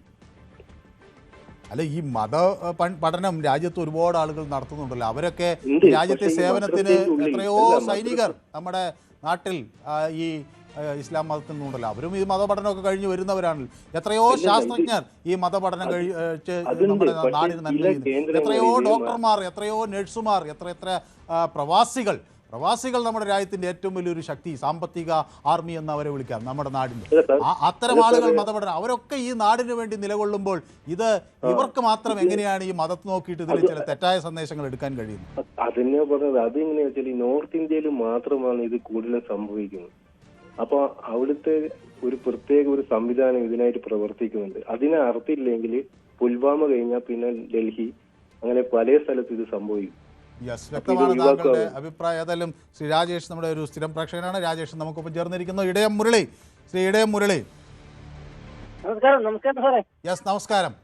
ഇത് നമ്മൾ യുദ്ധത്തെ എതിർക്കുന്ന ഒരു രാജ്യമാണ്. യുദ്ധം നമ്മൾ ആഗ്രഹിക്കുന്നില്ല. നമ്മൾ വികസിത ഭാരതം അല്ലെങ്കിൽ ഒരു ഡെവലപ്ഡ് കൺട്രി ആകാൻ കൊതിക്കുന്ന ഒരു നാടാണ്. 2047 ആകുമ്പോഴേക്കും മറ്റ് ലോകത്തെ വികസിച്ച രാജ്യങ്ങൾക്കൊപ്പം ആ ജീവിത നിലവാരത്തിലേക്ക് ഉയരാൻ വെമ്പൽ കൊള്ളുന്നൊരു നാടാണ്. യുദ്ധത്തിന് നമുക്ക് സമയമില്ല, യുദ്ധത്തിന് നമ്മൾ ആഗ്രഹിക്കുന്നുമില്ല. പക്ഷേ ഇതുപോലെ ഉള്ള നിർണായക ഘട്ടങ്ങളിൽ ഈ തീവ്രവാദികളെ വീട്ടിൽ കയറി അടിക്കും എന്ന് പറഞ്ഞ രാജ്നാഥ് സിംഗ് ആ പ്രവൃത്തി നടപ്പിലാക്കും എന്ന് കരുതാനാകുമോ? വേറെ തീവ്രവാദ പ്രവർത്തനങ്ങൾക്ക് ഇന്ത്യയിൽ സഹായം ചെയ്യുന്ന ഇവിടുത്തെ തീവ്രവാദികളെ, രാജ്യദ്രോഹികളെ, ഈ രാജ്യദ്രോഹികളെ വിചാരണയ്ക്കോ ചോദ്യങ്ങൾക്കോ നിൽക്കേണ്ട കാര്യമില്ല. ഷൂട്ട് അറ്റ് സൈറ്റ്, അതാണ് എന്റെ അഭിപ്രായം. Shoot at sight. അവരെ വിചാരണ നടത്തിയാൽ മുൻപ് പലരും പറഞ്ഞതുപോലെ അവര് വീണ്ടും ഇത് ആവർത്തിക്കാനുള്ള സാഹചര്യങ്ങൾ തേടിപ്പോകും. അപ്പോ ഷൂട്ട് അറ്റ് സൈറ്റ് അതാണ് വേണ്ടുന്നത്. പിന്നെ ചെങ്കോട്ട, അവര് ഈ സ്ഫോടനം ഉണ്ടാക്കാൻ തെരഞ്ഞെടുത്ത ചെങ്കോട്ടയും ഡൽഹിയും അതിലാണ് എനിക്ക് വളരെയേറെ വേദന തോന്നുന്നത്. കാര്യം നമ്മുടെ സ്വാതന്ത്ര്യ സമര ചരിത്രത്തിൽ എന്നും സുവർണ ലിപികളിൽ രേഖപ്പെടുത്തിയിരിക്കുന്ന സ്ഥലങ്ങളാണ് അവിടെ. ബ്രിട്ടീഷുകാർക്കെതിരെ ഇന്ത്യൻ സൈന്യം മംഗൾ പാണ്ഡെയുടെ നേതൃത്വത്തിൽ ചെന്ന് ഒരു വിപ്ലവം നേതൃത്വം കൊടുത്ത സ്ഥലമാണ് അവിടെ. അവിടെ തന്നെ അവരെ കയറി കൈകാര്യം ചെയ്തുകൊണ്ട് അവിടെ സ്ഫോടനം നടത്തിയതുകൊണ്ട് അവരെ വിചാരണയ്ക്ക് വെക്കേണ്ട സാഹചര്യമില്ല. ഇവര് തീവ്രവാദികൾ, രാജ്യദ്രോഹികൾ, ഷൂട്ട് അറ്റ് സൈറ്റ്. അതാണ് എനിക്ക് പറയാനുള്ളത്. വ്യക്തമാണ് താങ്കളുടെ അഭിപ്രായം. അപ്പോൾ ഈ അദീൽ അഹമ്മദ് റാത്തറെക്കുറിച്ചുള്ള ചില കൂടുതൽ വിവരങ്ങൾ പുറത്തു വരികയാണ്. ഒരു കശ്മീരി ഫിസിഷ്യനാണ്. ഗവൺമെൻറ് മെഡിക്കൽ കോളേജ് അനന്തനാഗിലാണ് പഠിച്ചത്. പ്രൈവറ്റ് സ്കൂൾ ഹോസ്പിറ്റലിൽ ജോലി ചെയ്തു. അവിടെ നിന്ന് ആണ് ഒരു കരിയർ ഷിഫ്റ്റ് ഉണ്ടായത്. അവിടെ നിന്ന് അയാൾ ഈ രാജ്യം വെറുക്കുന്ന ഏറ്റവും കനത്ത ഒരു തീവ്രവാദിയായി മാറുന്ന നടപടികൾ വരുന്നു. ഇൻ്റലിജൻസ് വൃത്തങ്ങൾ ചില കാര്യങ്ങൾ കൂടി കണ്ടെത്തുന്നു. ആദ്യം ഒരു വളരെ ഇത്തരം സംസ്ഥാനങ്ങളിൽ, ചില സംസ്ഥാനങ്ങളിലുള്ള ഇത്തരം പ്രവർത്തനങ്ങൾ ഏകോപിപ്പിക്കുന്നതിലൊക്കെ പ്രവർത്തനം നടത്തിയ ആളാണ്. പിന്നീടാണ് ഈ റെഡ് ഫോർട്ട് കാർ ബ്ലാസ്റ്റിൽ ഒക്കെ ഇടപെടുകയും ചെയ്യുന്നത്. അപ്പോൾ ഈ വ്യക്തിയെക്കുറിച്ചുള്ള കൂടുതൽ വിവരങ്ങൾ ഡോക്ടർ ടെറർ മോഡ്യൂൾ എന്നാണ് ഇവർ ഇത് പറയുന്നത്. ഇത് വലിയ ആശങ്കപ്പെടുത്തുന്ന ഒരു ചിത്രമാണ് ഇപ്പോൾ പുറത്തു വരുന്നത്. അതായത് ഡോക്ടറാകുക എന്നത് പല കുട്ടികളെ സംബന്ധിച്ചിടത്തോളം വലിയ സ്വപ്നമാണ്. മാതാപിതാക്കളെ സംബന്ധിച്ചിടത്തോളം അത് വലിയൊരു സ്വപ്നമാണ്. അത്തരം സ്വപ്നങ്ങളുള്ള, അത്തരം നന്മയുള്ള മനുഷ്യരെയാണ് തേടിപ്പിടിച്ചതുപോലെ തീവ്രവാദ പ്രവർത്തനങ്ങളിലേക്ക് എത്തിക്കുന്നത് എന്നതാണ് ഇതിൽ ഏറ്റവും ദുഃഖകരമായ കാര്യം. ഡേവിഡ് വിജയ് എന്നോടൊപ്പം ചേരുന്ന പള്ളുരുത്തിയിൽ നിന്നാണ്. ഡേവിഡ് വിജയ്, ഞാനൊരു ഇത് അധികം കട്ട് ചെയ്യായിരുന്നു. ഒരു ഇമ്പോർട്ടന്റ് സജഷൻ ഉണ്ട്. ഇന്ന് ഫരീദാബാദിലെ ആ യൂണിവേഴ്സിറ്റി, എന്താണ് ആ മുസ്ലിം യൂണിവേഴ്സിറ്റി, അതിന്റെ പേര് എനിക്ക് അത്ര നല്ല ഓർമ്മ കിട്ടുന്നില്ല. ഈ ഡോക്ടർമാരായിട്ടിരുന്നത് അതൊരു ടെറർ മോഡ്യൂൾ ആണെന്നാ പറയുന്നത്. അതിന്റെ അകത്ത് ഗവൺമെന്റിന് ഇങ്ങനത്തെ സ്ഥാപനങ്ങൾ, ഈ സമുദായത്തിന്റെ കാര്യങ്ങളാണെങ്കിൽ, ഈ സമുദായത്തിൽ വളരെ നല്ല മനുഷ്യരുണ്ട്. അബ്ദുൽ കലാമിനെ അങ്ങ് പറയുന്ന ഈ അൽഫലാഖ് യൂണിവേഴ്സിറ്റി അത് കൊടുത്ത കാലം മുതൽ അതിന്റെ അകത്ത് ഗവൺമെന്റിന്റെ ഒരു കണ്ണ് വേണമായിരുന്നു. ഇപ്പൊ ഞാൻ ക്രിസ്ത്യാനികളെ കുറിച്ച് സംസാരിക്കുന്ന ആളല്ലോ, ഞാനൊരു പഴയ കമ്മ്യൂണിറ്റിയാണല്ലോ, താങ്കൾക്ക് എന്നെ പറ്റി അറിയാലോ. ഞാൻ കുറച്ച് നാൾക്ക് മുമ്പ് ഒരു ആഷാദ്മ സോഷ്യൽ വെൽഫെയർ സെന്റർ എന്ന് പറഞ്ഞിട്ട് സ്ഥലത്ത് പോയി. ആ ഗവൺമെന്റ് ഇത് വിദേശ ഫണ്ടുകളൊക്കെ വരുന്ന ഒരു ക്രിസ്ത്യൻ സ്ഥാപനമാണ്. അപ്പൊ അതിന്റെ അവിടെ ഇരിക്കുന്ന ഒരു പെൺകുട്ടി തന്നെ ഒരു ഹിന്ദുവാണ്. അപ്പൊ എന്താണ് ദിവ്യ സതീഷ് എന്ന് പറഞ്ഞിട്ട്, അപ്പൊ എനിക്ക് തിരിച്ചാക്കി അവിടെ അച്ഛൻ അസുഖമായിട്ട് കിടക്കുമ്പോ അദ്ദേഹം വളരെ ഗുരുതരമായിട്ട് കിടക്കുമ്പോ പോകുന്നു. അപ്പൊ പുറത്തൊരു ഓഫീസ് കണ്ടപ്പോ ഞാൻ ചോദിച്ചത് എന്താന്ന് ചോദിച്ചു, അതിന്റെ ഒരു ബ്ലോക്കില്. അപ്പൊ അത് ഗവൺമെന്റ് അവിടുത്തെ കാര്യങ്ങളൊക്കെ മോണിറ്റർ ചെയ്യാൻ വേണ്ടിയിട്ടിരിക്കുന്നതാണ് ഇതെന്ന്. അപ്പൊ ക്രിസ്ത്യാനികൾക്ക് ആ സംവിധാനമുണ്ട്. ഞങ്ങളാരെ പക്ഷേ ഇപ്പൊ അങ്ങ് പറഞ്ഞ സാഹചര്യത്തിൽ ഞാൻ എന്റെ കയ്യിൽ ആ കുറിപ്പും കിട്ടി. അൽ ഫലാഹ് സർവകലാശാലയിലെ എനിക്ക് അത് ഓർമ്മ നിൽക്കുന്നില്ല, കാരണം ഇതൊക്കെ വായിക്കുന്നതല്ലേ. അല്ല, അവിടുത്തെ കേൾക്കോ ശ്രീ ഡേവിഡ് വിജയ്, അതായത് ഈ അൽ ഫലാഹ് യൂണിവേഴ്സിറ്റിയുടെ വൈസ് ചാൻസലർ അദ്ദേഹം പറയുന്നത് അവർ ഡിസ്റ്റൻറ്റിയാണ്. അവർ ഇപ്പോൾ ഒരു വാർത്താക്കുറിപ്പ് ഇപ്പോൾ ഇറക്കിയിട്ടുണ്ട്. അവർക്ക് ഈ തീവ്രവാദ ഇതുമായി ബന്ധമില്ല. ഭൂപേന്ദർ കൗർ പറയുള്ളൂ. അവരുടെ ഗവൺമെന്റിന്റെ നല്ലൊരു ഇത് വേണമായിരുന്നു. അത് ടെറർ ഓപ്പറേഷൻസിന്റെ ഒരു എന്താണ് പറയുന്നത്, ഒരു പരീക്ഷണ കേന്ദ്രമാണെന്നാണ് ഞാൻ കേട്ടത്. എന്ന് മാത്രമല്ല, അവിടത്തെ മാത്രമായിട്ടില്ല, ഇവരുടെ ഏത് സംവിധാനവും ഈ മതം ഇങ്ങനെ ഒരു പ്രത്യേക ടൈപ്പ് പഠിപ്പിക്കുന്ന ഒരു നല്ല ശതമാനം വ്യക്തികളുള്ളതുകൊണ്ട് ഇവ ക്രിസ്ത്യാനികളെ നിരീക്ഷിക്കാൻ ഇവിടെ ആളുണ്ട്. പുറത്തുനിന്ന് ഫണ്ട് വരുന്നുണ്ടോ, മതപരിവർത്തനം നടത്തുന്നുണ്ടോ, മറിച്ചതെന്നൊക്കെ പറഞ്ഞിട്ട് ഇവരുടെ കാര്യത്തിൽ ഒരു കൺട്രോളും ഇല്ല ഈ യൂണിവേഴ്സിറ്റി. എന്ന് മാത്രമല്ല, വേറൊരു ഷോക്കിംഗ് ന്യൂസ് എന്ന് ഞാൻ കേട്ടു, സത്യമാണെന്ന് അറിയില്ല കേട്ടോ. കാരണം ഈ ഇതിലാണ്, സോഷ്യൽ മീഡിയയിലാണ് ഒരു വെള്ളത്തിൽ കൂടി ഒരു പ്രത്യേക ഇത് കണ്ടുപിടിച്ചിരിക്കുന്നു. ഒരു വാട്ടർ ടാങ്കിൽ കലർത്തിയാൽ മിനിമം 10,000 പേരെങ്കിലും മരിക്കുന്ന രീതിയിൽ അഹമ്മദാബാദിലാണ് ഇത് പിടിച്ചിരിക്കുന്നതെന്ന് പറയുന്നു. ഫോട്ടോകളൊക്കെ ആയിട്ട് ഒരു ചങ്ങാതി, എനിക്ക് വിശ്വാസമുള്ള ഒരാളാണ്, വാട്സപ്പിൽ അയച്ചിട്ടുണ്ട്. അപ്പൊ ഇങ്ങനത്തെ ആ മതത്തിനെ നിരീക്ഷിച്ചേ മതിയാവൂ. അതിന് കുറെ നല്ലവരുണ്ട്, അവരാരും എതിർക്കാൻ വരില്ല. പിന്നെ അവരെ പീഡിപ്പിക്കുന്നു, അവരെ പിടിച്ചുകൊണ്ട് പോയി എന്ന് പറഞ്ഞുകൊണ്ട് ഇവിടെ ചില പ്രതിപക്ഷങ്ങളുണ്ട്. അത് അനുവദിച്ച് കൊടുക്കരുത്. കാരണം പാകിസ്ഥാനെ മാത്രം പഴിച്ച് അവിടെ ബോംബിട്ടുകൊണ്ടൊന്നും ഈ പ്രശ്നം തീരാൻ പോകുന്നില്ല. ഇവിടെയും ഇതുമായി സങ്കുചിത മതവിശ്വാസം വച്ചു പുലർത്തുന്ന ഒരു നല്ല സമുദായം ഇവിടെ കടന്ന് കളിക്കുന്നുണ്ട്. അവരെ നേരത്തെ ചങ്ങാതി അയാൾക്ക് ദേഷ്യം വന്നിട്ട് പറഞ്ഞു കേട്ടോ, ഷൂട്ടഡ് സൈറ്റ് എന്നൊക്കെ. ഇത് നമ്മൾ മനസ്സിലാക്കിയാൽ കൊള്ളാം. ഹലോ, വ്യക്തമാണ് താങ്കളുടെ അഭിപ്രായം. അപ്പൊ ശ്രീ സുകുമാരൻ എന്നോടൊപ്പം ചേരുന്നുണ്ട്. അതിനു മുമ്പ് നാഗലക്ഷ്മി എന്നോടൊപ്പം ചേരുന്നത് ആലപ്പുഴയിൽ നിന്നാണ്. ശ്രീ നാഗലക്ഷ്മി. ആലപ്പുഴ ചേർത്തല.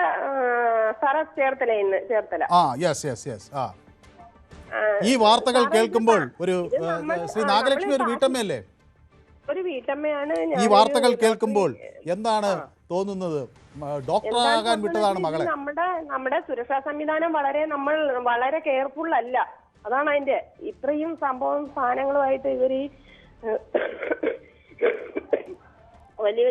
നമ്മുടെ വലിയ പാർലമെന്റ്, പിന്നെ പ്രധാനമന്ത്രി, പ്രൈം മിനിസ്റ്ററിന്റെ ഒക്കെ ഇതില് ശ്രീ നാഗലക്ഷ്മി ഇതിലൊരു പ്രധാന ഘടകം എന്താന്ന് വെച്ചാൽ, ഈ പരിശോധന ഒരു പരിധി കടന്നാൽ അപ്പോൾ ഉടനെ സുരക്ഷാ പ്രശ്നങ്ങളുമായി വരും. ചോദ്യം ചെയ്യൽ ഒരു പരിധി കടന്നാൽ മനുഷ്യാവകാശ വിഷയങ്ങളുമായി വരും. എന്തെങ്കിലും തരത്തിൽ ആളുകളെ ഇത് ചെയ്താൽ അപ്പോൾ സ്വാഭാവികമായി ഈ രാജ്യത്ത് അത്തരം ഒരുപാട് പ്രശ്നങ്ങളുണ്ട്. ഇപ്പോൾ സൈന്യമൊക്കെ ഒരു തീവ്രവാദിക ആക്രമണം ഉണ്ടായാൽ അവിടെ അങ്ങോട്ടേക്ക് തിരിച്ച് കയറി പരിശോധന നടത്തിയാൽ പെട്ടെന്ന് അത് അവിടുത്തെ ആളുകൾക്ക് ചിലപ്പോൾ അവർ ചിലപ്പോൾ പ്രതിഷേധവുമായി വരും.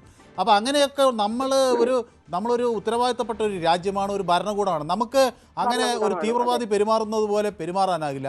തീവ്രവാദികൾക്ക് ഒരു ലക്കും ലഗാനുമില്ല. അവരൊരു സ്ഫോടനവുമായി രക്ഷപ്പെടും. ഇത് പരിശോധിക്കാത്തതിൻ്റെ പ്രശ്നമല്ല.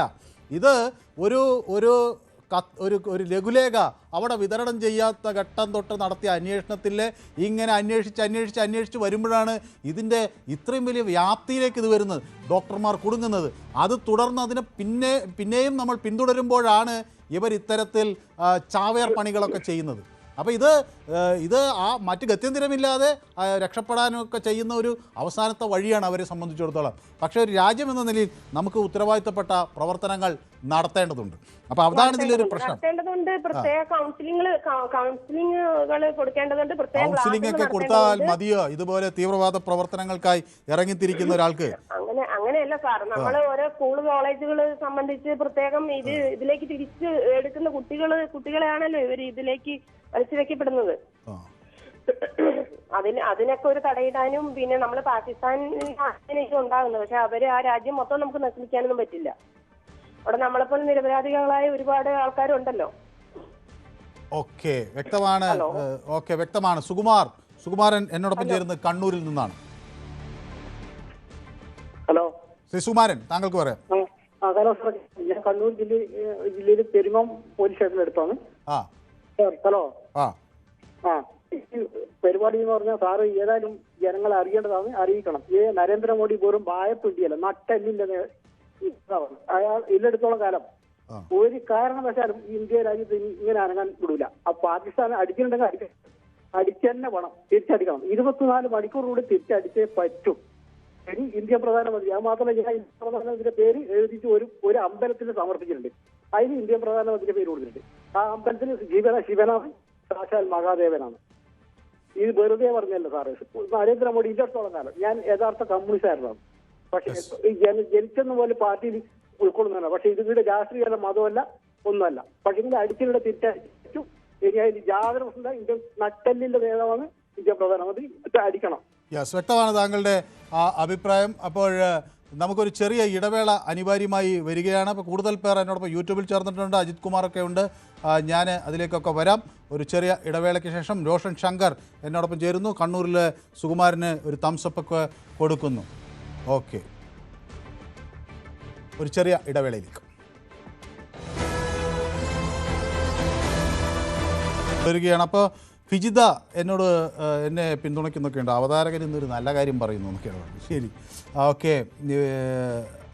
അപ്പോൾ കൂടുതൽ പ്രേക്ഷകർ എന്നോടൊപ്പം യൂട്യൂബിൽ ചേരുന്നുണ്ട്, ഞാനത് വായിക്കാം. വേണു കായംകുളത്ത് നിന്ന് എന്നോടൊപ്പം ചേരുന്നു. ശ്രീ വേണു.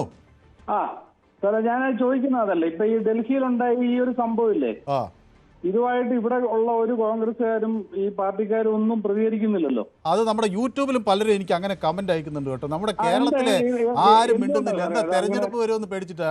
അതുകൊണ്ടാണോ? തെരഞ്ഞെടുപ്പുണ്ട്, അതിന് ഇടതുപക്ഷത്തിനായാലും വലതുപക്ഷത്തിനായാലും അവർക്ക് ഇവിടെയുള്ള കുറെ സംഘടനകളുടെ സപ്പോർട്ട് വേണ്ടേ? അതുകൊണ്ടാണോ? അതുകൊണ്ടായിരിക്കാം. അതോടൊപ്പം തന്നെ ഞാൻ ഒരു കാര്യം സാറിനോടൊന്ന് ചോദിച്ചോട്ടെ, ഈ പറഞ്ഞ വാസു ഈ പത്മകുമാറിനെയൊക്കെ ഒരു സപ്പോർട്ട് ചെയ്ത് കൊണ്ടു നടന്നില്ല ഇത്രയും കാലങ്ങളായിട്ടേ. അയ്യപ്പന് നമ്മൾ കൊണ്ടു കൊടുക്കുന്ന ഒരു 10 രൂപ ആണെങ്കിൽ പോലും അതെല്ലാം ഇവന്മാരെല്ലാം അടിച്ചോണ്ട് പോയില്ലേ? പക്ഷേ വേറെ ഞാനിപ്പോൾ അങ്ങ് ശ്രീ വേണു സൂചിപ്പിച്ചപ്പോൾ ഞാൻ അത് എടുത്തു നോക്കുകയായിരുന്നു. എന്താണെന്ന് വെച്ചാൽ നമ്മുടെ KC വേണുഗോപാൽ ഒരു പ്രതികരണം വന്നിട്ടുണ്ട്, ഞാനത് വായിക്കാം. കഴിഞ്ഞ പാർലമെന്റ് സമ്മേളനത്തിൽ ഇന്ത്യയിൽ ഇത്തരം ഭീകരാക്രമണങ്ങൾ നടക്കുന്നില്ലെന്ന് കേന്ദ്ര ആഭ്യന്തരമന്ത്രി അവകാശപ്പെട്ടു. അന്ന് ഞങ്ങളിത് നിസ്സാരമായി കാണരുതെന്ന് പറഞ്ഞതാണ്. ഈ രാജ്യത്ത് സുരക്ഷയും ഒക്കെ വളരെ പ്രധാനമാണ് എന്ന് പറയുന്നു. അമിത്ഷായുടെ രാജിയാണ് ആവശ്യപ്പെടുന്നത്. സംഭവം ദേശീയ തലത്തിൽ തന്നെയാണ് നടന്നത്. ഇതിന് പിന്നിലെ യഥാർത്ഥ കാരണം അറിയാൻ ഇന്ത്യയിൽ ജനങ്ങൾ ആഗ്രഹിക്കുന്നു. ഇതിൻ്റെ പിന്നിലെ യഥാർത്ഥ കാരണം ഈ KC വേണുഗോപാലിന് അറിയില്ലേ? ഈ രാജ്യത്ത് തീവ്രവാദം നടത്തുന്ന ആളുടെ പിന്നിലെ കാരണം എന്താണെന്ന് അറിയില്ല. അപ്പോൾ അത് അറിയാൻ ഇന്ത്യയിൽ ജനങ്ങൾ ആഗ്രഹിക്കുന്നു എന്നാണ് പറയുന്നത്. ശക്തമായൊരു അന്വേഷണം വേണം. ട്രാക്ക് റെക്കോർഡ് നിങ്ങൾക്ക് മുന്നിൽ കഴിയും. ഇത് വ്യക്തമായ സുരക്ഷാ പരാജയമാണ്. ആഭ്യന്തരമന്ത്രിയുടെ ധാർമ്മിക ഉത്തരവാദിത്തമാണ്. ഇതാണ് ചോദിക്കുന്നത്. അതായത് ഇതൊരു കൃത്യസമയം രാഷ്ട്രീയം പ്രയോജനപ്പെടുത്താനുള്ള സമയം എന്ന തരത്തിൽ പറയുമ്പോൾ അങ്ങേയറ്റത്തെ നിരാശയാണ് തോന്നുന്നത്. എനിക്ക് കോൺഗ്രസിനോട് വിയോജിപ്പൊന്നുമില്ല. പക്ഷേ ഇത് ആ ആശുപത്രിയിൽ ചെന്ന് നിന്ന് ഞങ്ങൾ ഈ രാജ്യം ഒറ്റക്കെട്ടാണ്, ഇതുപോലെയുള്ള തീവ്രവാദ പ്രവർത്തനങ്ങൾക്ക് മുന്നിൽ തളരില്ല, ഞങ്ങളിതിനെ ഒറ്റക്കെട്ടായി നേരിടും എന്ന് പറയാനൊരു പ്രതിപക്ഷ നേതാവില്ലേ ശ്രീ വേണു ഈ നാട്ടിൽ? അത്രേ ഞാൻ ചോദിക്കുന്നുള്ളൂ. ഞാൻ ചോദിക്കുന്ന വേറൊരു കാര്യം, ഇത്രയും കാലങ്ങൾ വർഷങ്ങൾക്ക് മുമ്പ് ഇവിടെ ഒരുപാട് തീവ്രവാദം ഉണ്ടായിട്ട് പോലും ഒരു പ്രധാനമന്ത്രി പോലും ഒരു ആശുപത്രി സന്ദർശിച്ചിട്ടില്ല. സന്ദർശിച്ചോ? അദ്ദേഹം അവിടെ പോയി 20 മിനിറ്റ് 25 മിനിറ്റ് നിന്നുള്ള ന്യൂസ് ഞാൻ കണ്ടു. അത് ശരിയാണോ? എല്ലാ പേഷ്യൻസിന്റെ അടുത്തൊക്കെ പുള്ളി കയറി ഇറങ്ങി നടക്കുന്നു. അതെ, ഏതെങ്കിലും ഒരു പ്രധാനമന്ത്രി 10-40 വർഷം കൊണ്ട്, 40 അല്ല 50 വർഷം കൊണ്ട് ഏതെങ്കിലും ഒരു പ്രധാനമന്ത്രി ഏതെങ്കിലും ആശുപത്രി പോയിട്ടുണ്ടോ? പിന്നെ രണ്ടാമത്തെ ഒരു കാര്യം കൂടി, ഈ പറഞ്ഞ യൂണിവേഴ്സിറ്റി ജോലി ചെയ്ത ഒരു മുസ്ലിമായ ഒരു ഡോക്ടറും ഡോക്ടറുടെ ഭാര്യയോ ആരോ പെങ്ങളോ ആരോ എനിക്കറിയത്തില്ല, ആരോ എല്ലാവരും കൂടെ എന്തൊക്കെയോ ചെയ്തു കൂട്ടിയില്ലേ അവിടെ? യെസ്, വ്യക്തമാണ്. താങ്കളുടെ അഭിപ്രായം കൃത്യമാണ്. അപ്പോൾ റഷീദ് എന്നോടൊപ്പം ചേരുന്നത് മലപ്പുറത്തു നിന്നാണ്. ശ്രീ റഷീദ്, ഇത് രാജ്യത്തിന് നേരെയുള്ളൊരു ആക്രമണമാണ്. ഇത് അവിടെ തെരുവിലിറങ്ങി അവിടെ നിന്നിരുന്ന സാധാരണക്കാരായ മനുഷ്യർക്ക് നേരെയുള്ളൊരു ആക്രമണമല്ല. അവിടെ ചിതറിത്തെറിച്ചത് ഈ നാടിൻ്റെ പൗരന്മാരാണ്. ഇതിനെതിരെ എന്ത് നടപടി വേണം എന്നാണ് ശ്രീ റഷീദ് ആഗ്രഹിക്കുന്നത്?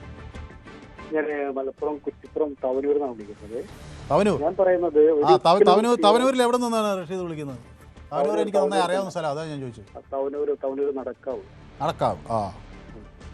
ഞാൻ പറയാൻ കാരണം വെച്ചാല് തീവ്രവാദ പ്രവർത്തനം ഏത് മത അല്ലെങ്കിൽ ഏത് സമുദായം നടത്തിയാലും അത് അപലപനീയമാണ്. ഒരിക്കലും വെച്ച് പുറപ്പിക്കുന്നത് അവിടെ സംഗതിയല്ല.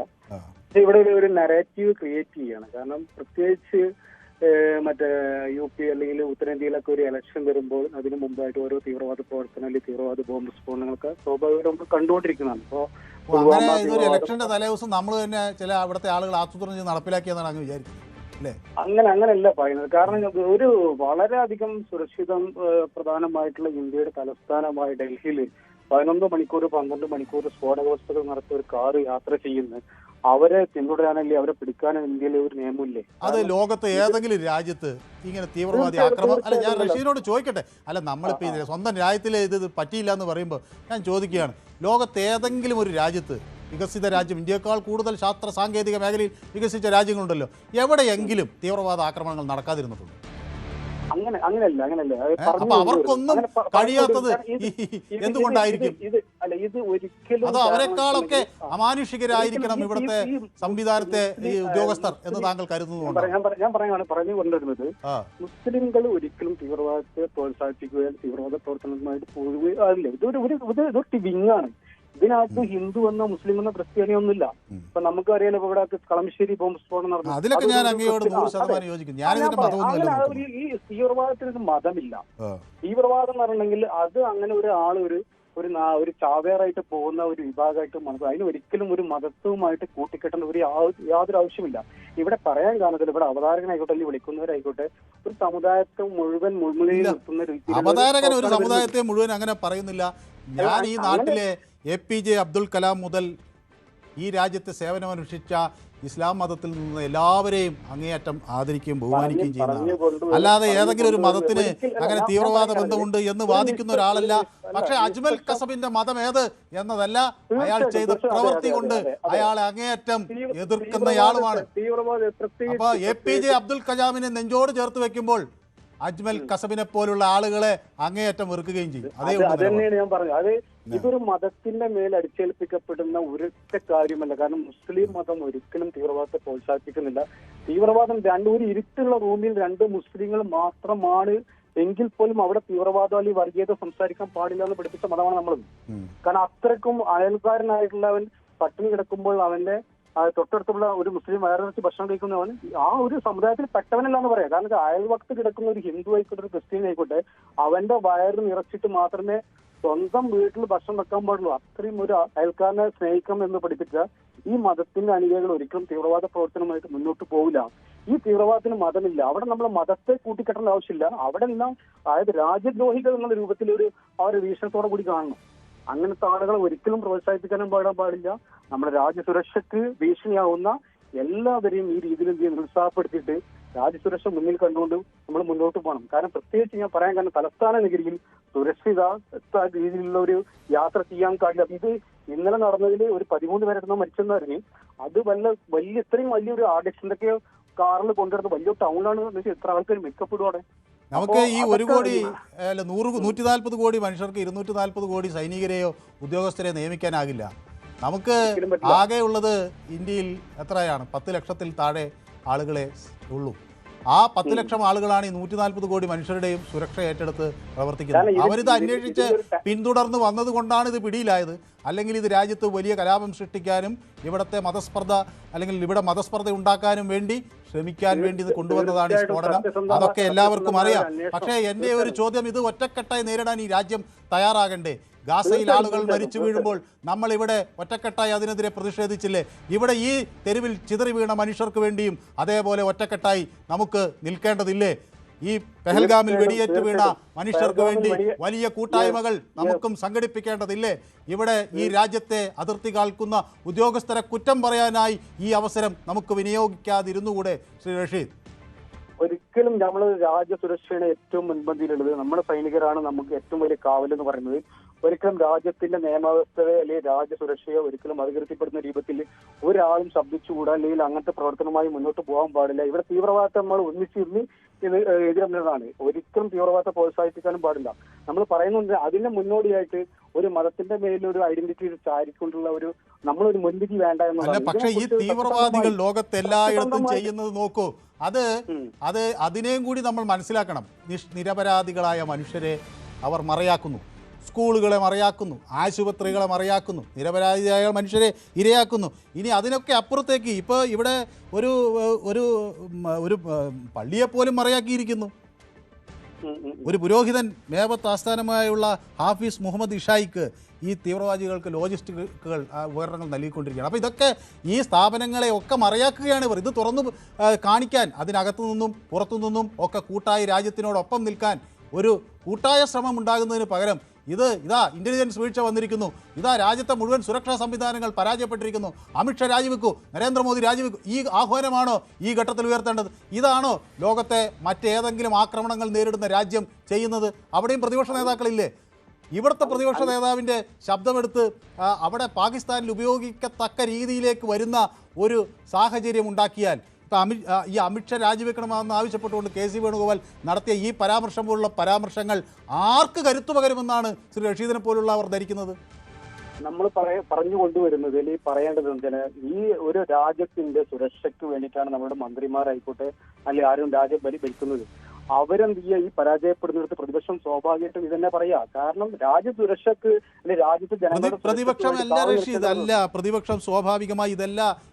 ഞാൻ ഇപ്പം ഇതിന് മുമ്പേ നരേന്ദ്രമോദി ഇങ്ങനെ ചെയ്തിട്ടുണ്ടെന്നൊക്കെ ചിലരൊക്കെ വിമർശിക്കുന്നുണ്ടാകും. പക്ഷെ ഞാൻ പറയുന്നത് ഒരപകടമുണ്ടായാൽ ഇനിയെങ്കിലും ഈ രാജ്യം ഒറ്റക്കെട്ടായി നിൽക്കണം.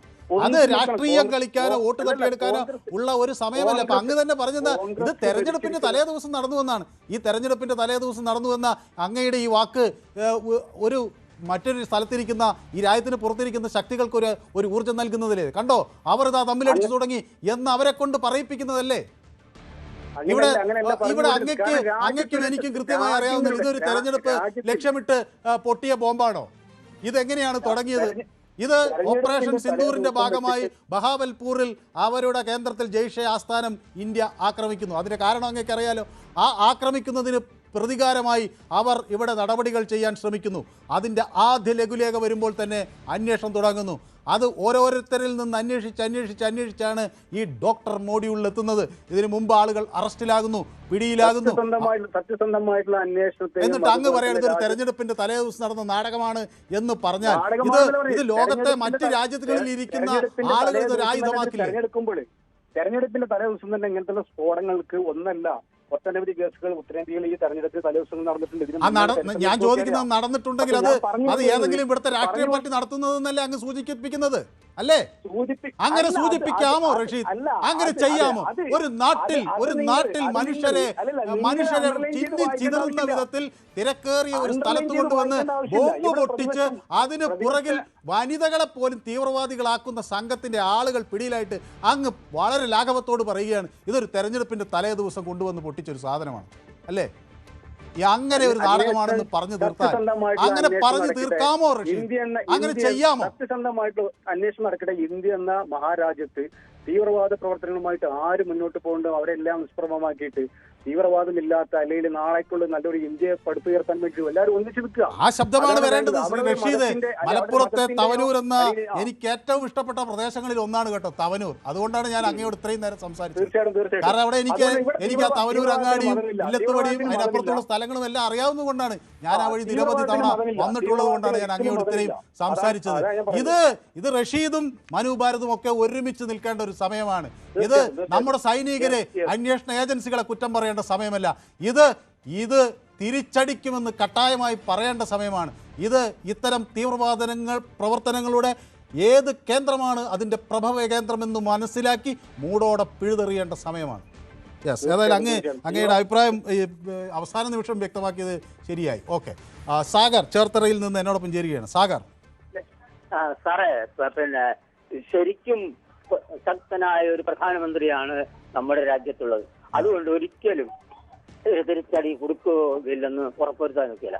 പിന്നെ ശക്തമായ ഒരു സേനയും നമുക്കുണ്ട്. അപ്പൊ മിക്ക രാജ്യങ്ങളിലുള്ള ആൾക്കാർക്ക് ഈ രാജ്യത്തെ ഒരു ഭയപ്പാടോടുകൂടിയാണ് കാണുന്നത്. അപ്പൊ എന്തെങ്കിലുമൊക്കെ ഇവിടെ പ്രശ്നങ്ങൾ ഉണ്ടാക്കുക എന്നതാണ് അവരുടെ ലക്ഷ്യം. അതിനുവേണ്ടി നമ്മുടെ സേനയും തയ്യാറായി നിൽക്കുക ഉറപ്പാണ്. ഇത്ര എനിക്ക് പറയാനുള്ളത്. യെസ്, വ്യക്തമാണ്. അപ്പോൾ എന്നോടൊപ്പം റിയാസ് അടൂരിൽ നിന്നാണ് വിളിക്കുന്നത്. റിയാസിന് ടെലിഫോണിൽ എന്തോ പ്രശ്നം സംഭവിച്ചിരിക്കുന്ന രാജൻ, നമ്മുടെ സ്ഥിരം പ്രേക്ഷകനാണ് രാജൻ. സാറേ, എനിക്ക് വളരെ അഭിമാനമുണ്ട്. സാറ് പറഞ്ഞ പ്രസംഗങ്ങൾ മുഴുവൻ ഞാൻ കേട്ടു. പിന്നെ പുള്ളി പറഞ്ഞ 1-2 പോയിന്റൂടെ ഞാൻ ക്ലിയർ ചെയ്യാം. അയൽവാസി പട്ടിണി കിടക്കുമ്പോൾ നീ വയറ് നിറയ്ക്കില്ലെന്ന് പറഞ്ഞിട്ടുള്ളത് അത് മുസ്ലിം ആണെങ്കിൽ മാത്രമേ അയൽവാസിക്ക് കൊടുക്കാൻ പറഞ്ഞിട്ടുള്ളൂ. ഹിന്ദുവോ ക്രിസ്ത്യാനിയോ ആണെങ്കിൽ അവനെ രൂക്ഷമായിട്ട് പെരുമാറണമെന്ന് അവരുടെ ബുക്കിൽ എഴുതി വെക്കുന്നത്. ഞാൻ കാണിച്ചു തരാം അത്. അതുപോലെ തന്നെ പുള്ളി പറഞ്ഞ ഒരു പോയിന്റ് എന്ന് പറഞ്ഞാൽ തീവ്രവാദത്തിന് മതമില്ലെന്ന്. ആര് പറഞ്ഞു? അജ്മൽ കസബിന് വേണ്ടി മയ്യത്ത് നമസ്കാരം നടത്തി എറണാകുളത്തെ പള്ളിയില്. എന്നിട്ട് സുഡാനിൽ ഇപ്പൊ അങ്ങോട്ടും ഇങ്ങോട്ട് പ്രേമിച്ചോണ്ടിരിക്കുക അയൽവാസികൾ തമ്മില്. 1.5 ലക്ഷം പേര് മരിച്ചിപ്പം സുഡാനില്. 98% ആൾക്കാർ മുസ്ലിങ്ങളാ സുഡാനില്. ഒരു കാര്യത്തിലും കൂടില്ല. പിന്നെ പുള്ളി എന്താ പറഞ്ഞത്?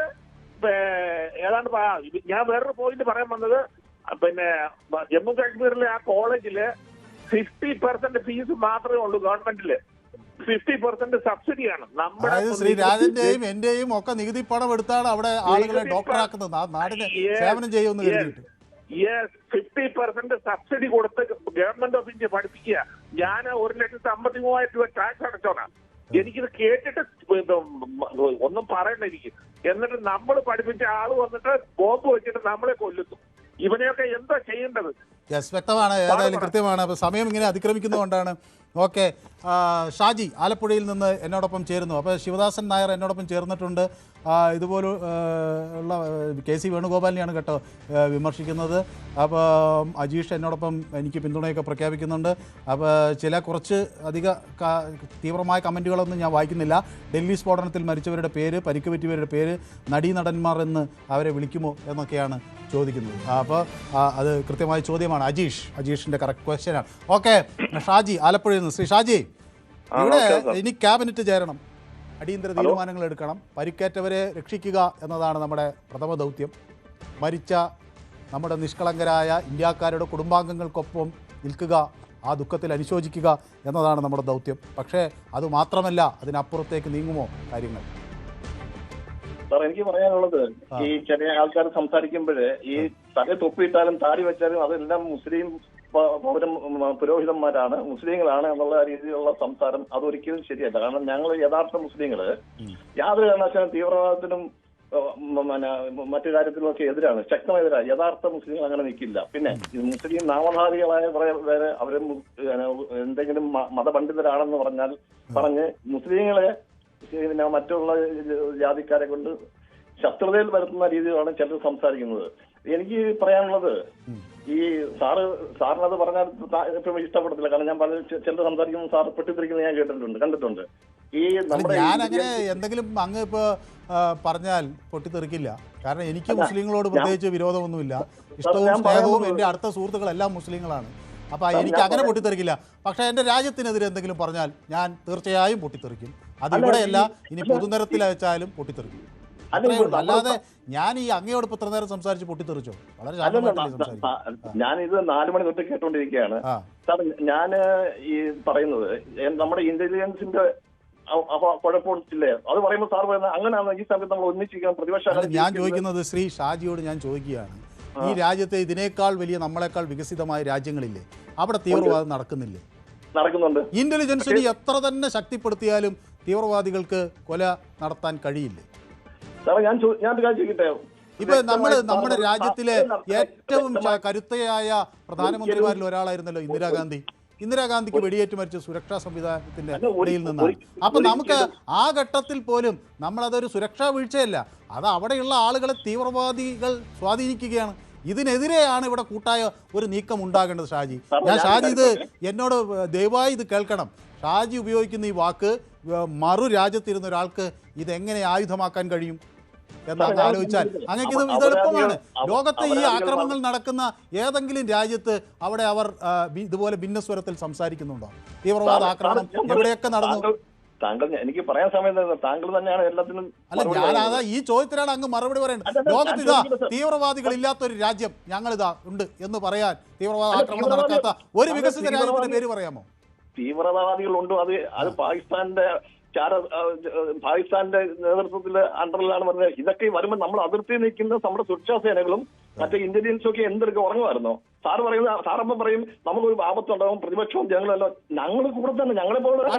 ഞാൻ ആലപ്പുഴക്കാരൻ ഷാജിയോട് ചോദിക്കട്ടെ, ഈ അങ്ങക്ക് തോന്നുന്നുണ്ടോ അതിർത്തിയിൽ നിൽക്കുന്ന നമ്മുടെ ഉദ്യോഗസ്ഥർ ഉറങ്ങുകയായിരുന്നു എന്ന്? ആത്മാർത്ഥമായി ഒന്ന് നെഞ്ചിൽ കൈവച്ച് പറയൂ. ഈ മുട്ടറ്റം മഞ്ഞിൽ നിൽക്കുന്ന ഇന്ത്യക്കാരനായ സാധാരണ മനുഷ്യൻ, അവിടെ കാവൽ നിൽക്കുന്നവൻ ഉറങ്ങുകയായിരുന്നു എന്ന് അങ്ങക്ക് തോന്നുന്നുണ്ടോ? അങ്ങ് ഇത് കണ്ടിട്ടുണ്ടോ എവിടെയെങ്കിലും പോയി? ഈ മനുഷ്യർ നമ്മുടെ അതിർത്തി കാക്കാൻ എടുക്കുന്ന ആ ഒരു വേദനയും കഷ്ടപ്പാടും പ്രയത്നവും അതിന്റെ ഫലങ്ങളും താങ്കൾ കണ്ടിട്ടുണ്ടോ എപ്പോഴെങ്കിലും ഒരു ചിത്രത്തിലെങ്കിലും താങ്കൾ അത് നോക്കിയിട്ടുണ്ടോ? ഏത് തലത്തിലുള്ള ഒരു പ്രതത്തിൽ നിന്നാണ് ഒരു സൈനികൻ ഈ രാജ്യത്തിന് വേണ്ടി പോരാടുന്നതെന്ന്? എങ്കിൽ അങ്ങ് ഇത് പറയില്ല. അങ്ങ് ചോദിക്കുകയാണ് ഉറങ്ങുകയായിരുന്നു. അങ്ങക്ക് തോന്നുന്നുണ്ടോ അതിർത്തിയിൽ നിൽക്കുന്ന സൈനികൻ ഉറങ്ങുകയായിരുന്നു? ഈ സൈനികരോട് ബഹുമാനം, ഈ മരണപ്പെട്ട പാവങ്ങളോട്, നിരപരാധികളോട് നമുക്ക് സങ്കടമാണുള്ളത്. നിരപരാധികളാണ്, ഒന്നും അറിയാത്തവർ, പാവങ്ങള്. എനിക്കറിയാം ചെങ്കോട്ട എനിക്കറിയാവുന്ന ഒരു സ്ഥലമാണ്. ഞാൻ അവിടെ പോയിട്ടുള്ള ഇഷ്ടംപോലെ പ്രാവശ്യം പോയിട്ടുള്ളതാണ്. പക്ഷെ സാറ് ഈ നമ്മൾ പറയുമ്പോഴ് ഞാൻ എനിക്ക് സമയമില്ലാത്തതുകൊണ്ടാണ് അങ്ങ് ഇത് പറഞ്ഞു മനസ്സിലാക്കിക്കാൻ കഴിയുമോ എന്ന് എനിക്കറിയില്ല. എൻ്റെ സൈനികർ ഉറങ്ങുകയില്ല, അവർ കണ്ണ് തുറന്നു തന്നെ നിൽക്കുന്നു. ആ ഇമവെട്ടാത്ത ജാഗ്രതയാണ് എൻ്റെ നാടിനെ സുരക്ഷിതമായി വിൽക്കുന്നത്. ഇപ്പോഴും ഇതിനേക്കാൾ വലിയൊരു അപകടം സംഭവിക്കേണ്ടതായിരുന്നു. പക്ഷേ അന്ന് തന്നെ എടുത്ത ആ ജാഗ്രതയാണ് ഇപ്പോൾ അവരെ പിന്തുടരാനും വലിയൊരു വിഭാഗത്തെ പിടികൂടാനും കഴിഞ്ഞത് എന്നതാണ് ഞാൻ മനസ്സിലാക്കുന്നത്. ഏതായാലും നമുക്ക് പിന്നൊരു ദിവസം ബാക്കി സംസാരിക്കും. ഒരാ കോളറും കൂടി എനിക്ക് സമയം അതിക്രമിക്കുന്നതുകൊണ്ടാണ് ബൈജു ചെറിയ വാക്കുകളിൽ അവസാനിപ്പിക്കാം. ഹലോ, ടി വിയിൽ ശ്രദ്ധിക്കുന്നു എന്നതാണ് എനിക്ക് തോന്നുന്നത് അങ്ങയുടെ പ്രശ്നം. യെസ്, അങ്ങ് ടി വിയിൽ ശ്രദ്ധിക്കുന്നത് കൊണ്ടാണ്. ഓക്കെ, ഞാൻ ഈ വിഷയം യൂട്യൂബിൽ പ്രേക്ഷകർക്ക് മുന്നിൽ ചർച്ച ചെയ്തിരുന്നു. അപ്പോൾ പ്രേക്ഷകരോട് ഞാൻ ചോദിച്ച ഒരു പ്രധാന ചോദ്യം ഇത് കേന്ദ്ര മന്ത്രിസഭ ചേരുമ്പോൾ ആ കടുത്ത തീരുമാനങ്ങൾ ഉണ്ടാകുമോ എന്നതായിരുന്നു. കാരണം എനിക്കൊരു ഓപ്പറേഷൻ സിന്ദൂർ ഓർമ്മയുണ്ട്. ആ തരത്തിലുള്ള ഒരു ശക്തമായ തീരുമാനം ഉണ്ടാകുമോ എന്നതായിരുന്നു. 84% ആളുകളും അത് പ്രതീക്ഷിക്കുന്നു, 16% ആളുകൾ പ്രതീക്ഷിക്കുന്നില്ല, പക്ഷേ 84% ആളുകളും പ്രതീക്ഷിക്കുകയാണ്. തീവ്രവാദത്തെ ഒരു തരത്തിലും വെച്ചു പൊറുപ്പിക്കില്ല എന്ന് ഈ രാജ്യം ആവർത്തിച്ച് പറയുമ്പോൾ അത് കൂടുതൽ ശക്തമായി അത് നടപ്പിലാക്കേണ്ട ഉത്തരവാദിത്വം കൂടി നമുക്ക് മുന്നിൽ വരികയാണ്. അപ്പോൾ ഈ ഡൽഹിയിൽ വീണത് സാധാരണക്കാരായ ഇന്ത്യക്കാരാണ്.